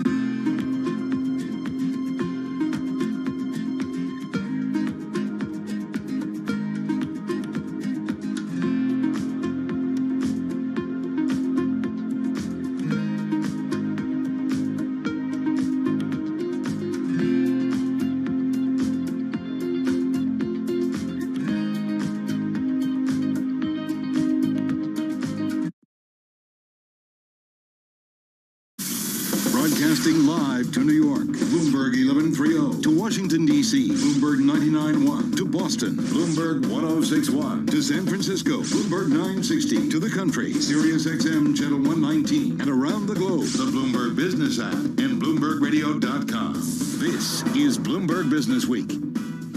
Coming up, we're going to bring you a discussion of Disney Executive Chairman Bob Iger he had with David Rubenstein as part of the David Rubenstein Show peer-to-peer conversations. We'll give you some comments. We'll give you some excerpt from that discussion. But first, let's go to Charlie Pellet and get a Bloomberg Business Flash. Hi, thank you very much. Turned out to be a down day for the Walt Disney Company, Paul. Disney shares down today by 0.2%. Mixed day on Wall Street. S&P lower, the Dow, NASDAQ both higher. NASDAQ at a record, by the way. S&P 500 index did retreat from a record. Right now, keeping an eye on Pfizer shares after hours. They're down more than 2% following a report that said the drug maker expects to ship only half the COVID-19 vaccines this year that it had initially planned. The Wall Street Journal reported that supply chain problems caused by the New York-based drug maker to reduce the number of vaccines it expects to ship worldwide this year from 100 million down to 50 million. Again, we're seeing Pfizer shares tumble by more than 2% after hours. Pfizer, by the way, developing that vaccine with Germany-based BioNTech. Stocks retreated from records just before the close of trading after a report raised concern that the COVID vaccine rollout may be slower than hoped for this year. Today, the S&P 500 index dropped 2 points, little change, but finishing lower, retreating from a record, down 0.1%. Dow Industrials up 85, up 0.3%, and NASDAQ up 27, a gain there of 0.2%. 10-year up to 7.30 seconds, 10-year yield 0.91%. Gold up 0.5, 18.40 the ounce, and West Texas Intermediate crude up 0.8%. WTI 45.63 a barrel. Well, as for the overall market backdrop and some advice for investors, Tony Dwyer is equity strategist at Canaccord Genuity. Our play is to buy periods of weakness, like the September swoon, where the market was, the S&P was down 10%, and the October whoosh, where the market was down 8% in 2 weeks. Those are the kind of environments where I think you want to attack the opportunity versus feeling like you're quote unquote missing something and chasing this kind of optimism that's out there. A lot of news in the oil patch today. Oil did advance today. West Texas Intermediate up 0.8% as OPEC Plus agreed on a compromise deal to gradually ease output curbs beginning early next year. Chevron, meanwhile, cutting its long-term capital spending plans, responding to this year's slump in oil and expectations that prices won't rebound anytime soon. Chevron shares lower today, little change, but down 7 cents, a drop there of less than 0.1%.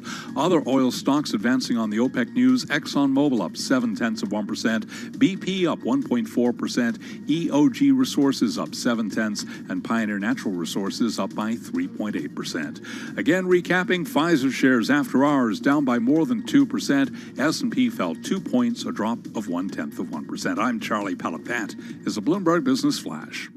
Charlie Pellet, thank you so much. We appreciate that. The David Rubenstein peer-to-peer preview is brought to you by Wells Fargo Commercial Banking, helping customers chart the way ahead in uncertain times. Walt Disney Executive Chairman and former Chief Executive Officer Bob Iger recently sat down with David Rubenstein for another edition of peer-to-peer conversations. In this excerpt, Iger discusses his transition out of the CEO seat and how the company has managed the pandemic. Let's take a listen. You announced that you're going to step down finally at the end of 2019, become the executive chair, and then COVID comes along. And did COVID make it possible for you to leave as the same way you thought you were going to be able to leave, or did you have to spend more time at Disney when COVID hit? Well, what actually happened was I stepped down from the CEO position, as you mentioned, to become executive chairman and to focus all of my time and energy on our creative process, because I thought, obviously, what we create is the most valuable product that we have. And I thought that the best thing I could do in terms of enabling my successor to succeed at the job would to hand him a very, very rich pipeline of great creativity. And in fact, I have spent almost all of my time since I stepped into this role doing just that. However, I also wanted to make sure he was successful in other respects as well. And he had not handled a crisis that was anything like this. By the way, nor had I. And so I wanted to make sure I was there for him to help him through what is obviously a particularly challenging time, not only for the world, but very specifically for our company. And I've done just that. So he's been the CEO. He's been running the company from the day he stepped into that role. I feel confident that he is doing a good job and will do a good job into the future. And I've probably been there for them a little bit more than I might have expected. I think one of the hardest things is in passing the baton on to someone else. You expect that you're going to spend some in a situation where I was going to continue as an employee and executive of the company. I expected I would spend more time with him, meaning being more physically present as an advisor and as a support for him. That obviously has not happened. It's been a little bit more challenging. So if somebody was an outsider and they'd say, well, COVID is hitting the United States, hitting other places, the kind of companies that aren't going to do well are companies that, say, are in the theme park business, the live entertainment business, the cruise ship business, the hotel business, and those are all the businesses that you're in. Yet your stock has really rallied and done reasonably well. So why do you think you haven't been as hard hit financially as you might think from the outside? I think the reason our stock has been resilient and the company has been resilient is we were on extremely solid footing as a company going into this, meaning our businesses were all doing well and their prospects for the future were actually quite bright. And so I think the street has looked at us knowing that we've been affected in dramatic fashion by COVID, but also realizing that when it ends, we will have the ability to rebound in a significant way. In addition to that, we had pivoted in a very significant way in the direct-to-consumer digital entertainment direction, meaning we launched Disney Plus, ESPN Plus, and in the acquisition of 21st Century Fox, bought a controlling share of Hulu. So we moved into a space that is not only very exciting and in many respects the future of entertainment, but one that the investment community is looking at very positively. That was Walt Disney Company Executive Chairman, former CEO Bob Iger, sitting down with David Rubenstein as part of David's peer-to-peer conversation series. You can hear the entire interview tonight at 10 p.m. Wall Street time and throughout the weekend on Bloomberg Radio. And I think what we heard from Bob Iger there is, the challenges that the company is facing as a result of the pandemic just hit their businesses, directly in the eyes. You think about their theme park businesses, their hotels, their cruise ships, essentially sidelined. Their filmed entertainment business, they have one of the biggest and best, by far the biggest and best filmed entertainment studio in Hollywood. That business has been all but shut down since no one is going to theaters. So that's been a challenge as well. But offsetting that is what the market is deeming a successful pivot to streaming business. They launched Disney Plus, ESPN Plus. They have Hulu, so they have a suite of streaming products, and those are looking good, and that is what I think is supporting the stock right here, as we heard from Mr. Iger. Right now, let's head out to our 960 newsroom in San Francisco, get world and national headlines. We can do that with Ed Baxter. Ed. All right, we can, Paul. Thank you. Lawmakers are getting close to the so-called skinny stimulus package.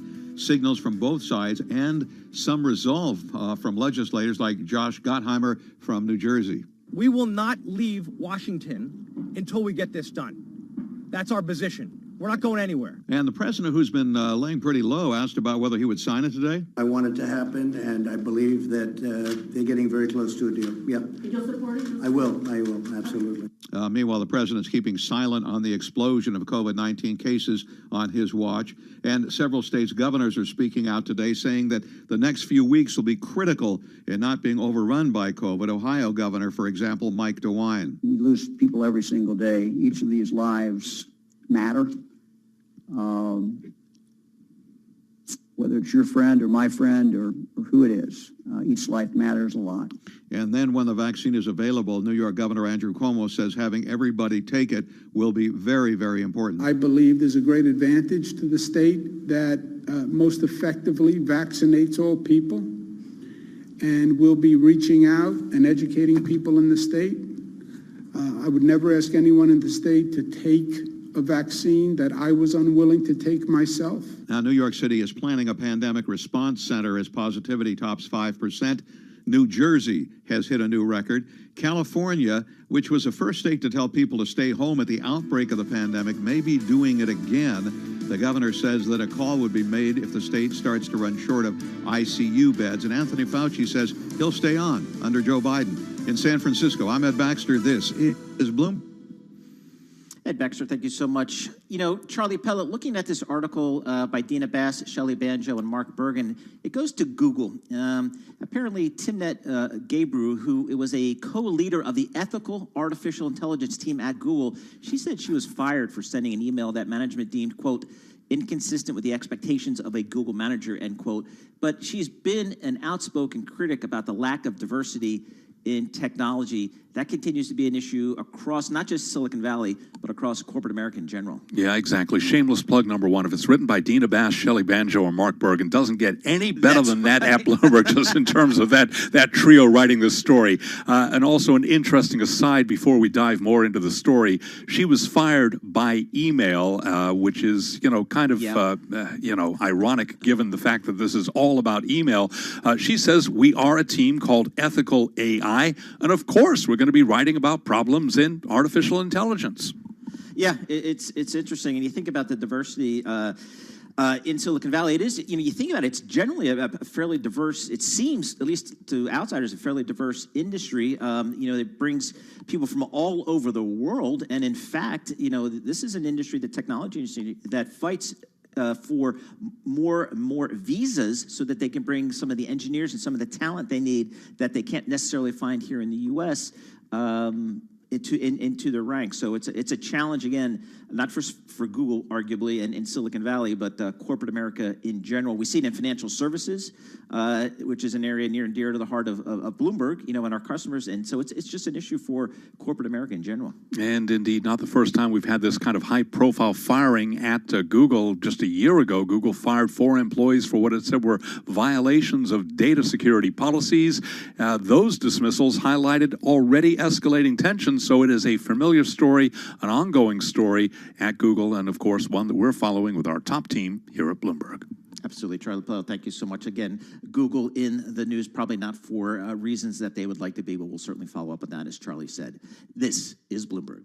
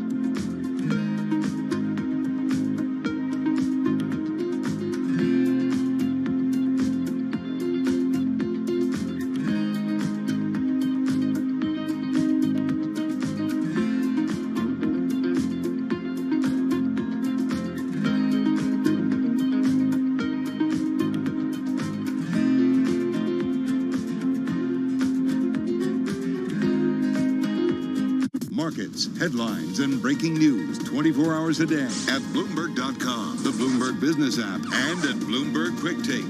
This is a Bloomberg Business Flash. From Bloomberg World Headquarters, I'm Charlie Pellet. Ulta Beauty shares falling in late trading, down by roughly 3% after its third quarter results showed a murkier path to recovery as consumers chose to stockpile groceries over makeup. Another problem, if you're wearing a mask, you are probably not going to be wearing a lot of makeup.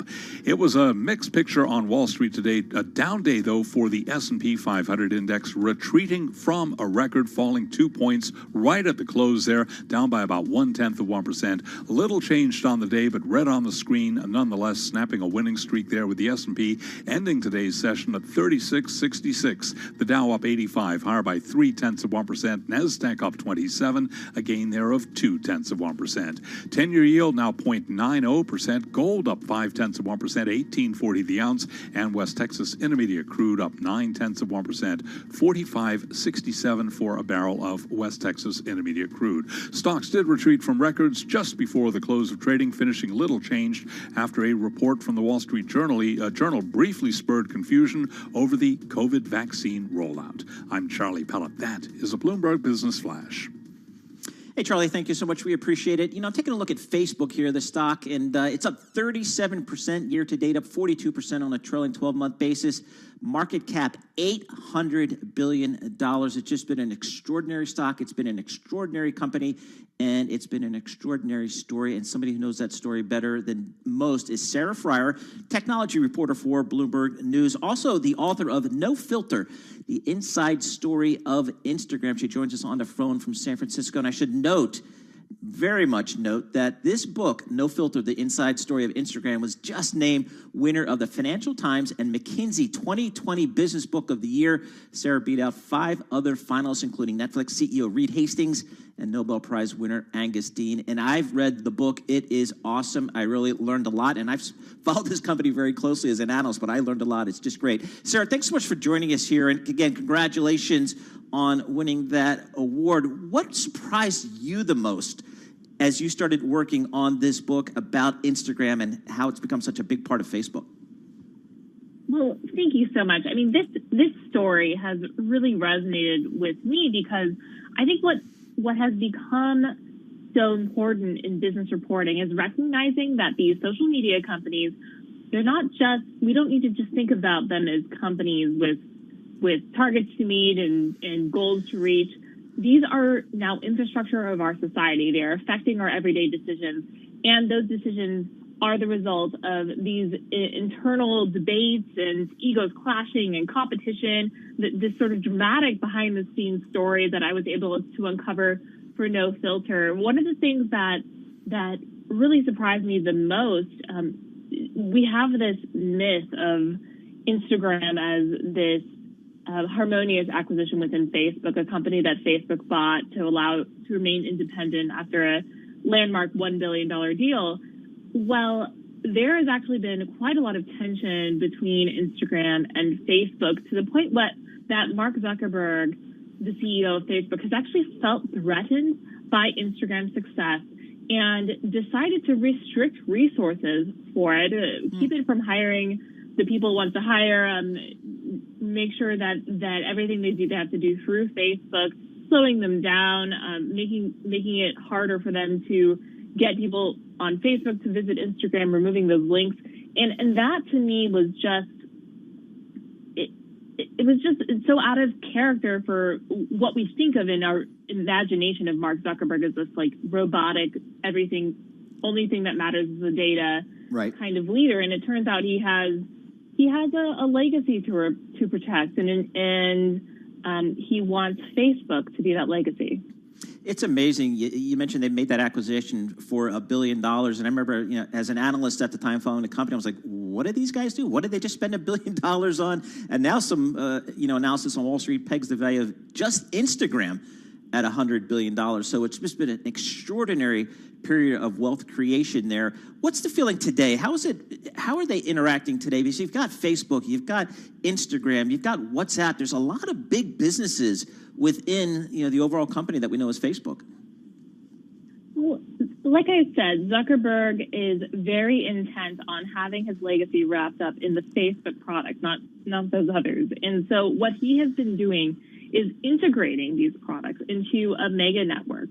So we really haven't heard user numbers on Instagram or WhatsApp for a couple years, and instead they are deciding to combine the messaging products. They are trying to make sure that they are combining the identities of the users on these products so that they're all connected. And this really goes to Zuckerberg's original idea of creating the biggest social network possible, and eventually probably hiding the fate of Facebook by combining all these and then only reporting one number to Wall Street of all of the apps together. And meanwhile, it's important for us to keep in mind that Instagram has such a cultural pull, maybe even more so than Facebook. It has shaped what we do with our free time, how we celebrate milestones, how we purchase items, from fashion to beauty to baked goods and restaurants and travel. But it also has shaped how we start businesses. That power is now more in Facebook's hands than ever. And we have seen this reckoning for Facebook's power over our elections and information in the past few years. And we need to start thinking, what does it mean that they have all this cultural power through Instagram, and how will they wield that? Yeah, it's just amazing how it's really infiltrated through our lives. I'm sure my household's fairly representative of the average American household as it relates to the relationship with Facebook, which is, the adults are on Facebook and the kids are on Instagram, but Mark Zuckerberg has got us one way or the other. But what really fascinates me about Instagram is it's really, they kind of created a new economy of influencers. I didn't know that term before, Instagram, a new business model that sells an aspirational lifestyle. It's really unique in the marketplace, and it's really become integral to users' lives. And that is all due to the decisions that they made very early on, that on Instagram there would be no resharing. So everything you put on your profile, it was something that you had created. It was the ultimate personal branding tool. Instagram introduced filters that made our iPhone photos better, and that made sense when iPhones were taking bad photos. But now that the iPhones have improved, that idea of a filter, that idea that everything you post on Instagram has to portray your life as more beautiful and perfect than it actually is, has remained. I mean, that is something that we still do on Instagram. We are always curating as a society. We are always building that brand on Instagram, whether we're professional influencers or not. We know now what is Instagrammable. Those terms have become part of our vocabulary. So, Sarah, just got about 30 seconds left. What do you think the future is for Instagram? Is it going to continue to be such, the star story within the Facebook family? If Facebook doesn't mess it up. I think Facebook has been overcomplicating Instagram. They've added Reels. If you're somebody using Instagram today, you have so many different places to post, whether it's Reels, highlights, stories, IGTV, Instagram video. It's too complicated, and I think that it's really at risk if Facebook doesn't figure out what it's really for. Hey, Sarah, thanks so much for joining us. I know you're busy right now juggling a lot there. Sarah Fryer, technology reporter for Bloomberg News and author of No Filter, the inside story of Instagram, which, again, it is a great read. I read it because I'm really interested in this story, and I learned a lot. It just recently won the Financial Times and McKinsey 2020 Business Book of the Year, and that's well won, well earned there. Sarah Fryer looking at Facebook, and again, you look at the Facebook story, and you talk to investors and analysts, and they see Instagram being a big growth driver for this company going forward, as well as WhatsApp, which is kind of their messaging app, and hasn't really been monetized. So again, lots of stories within the overall Facebook story. This is Bloomberg.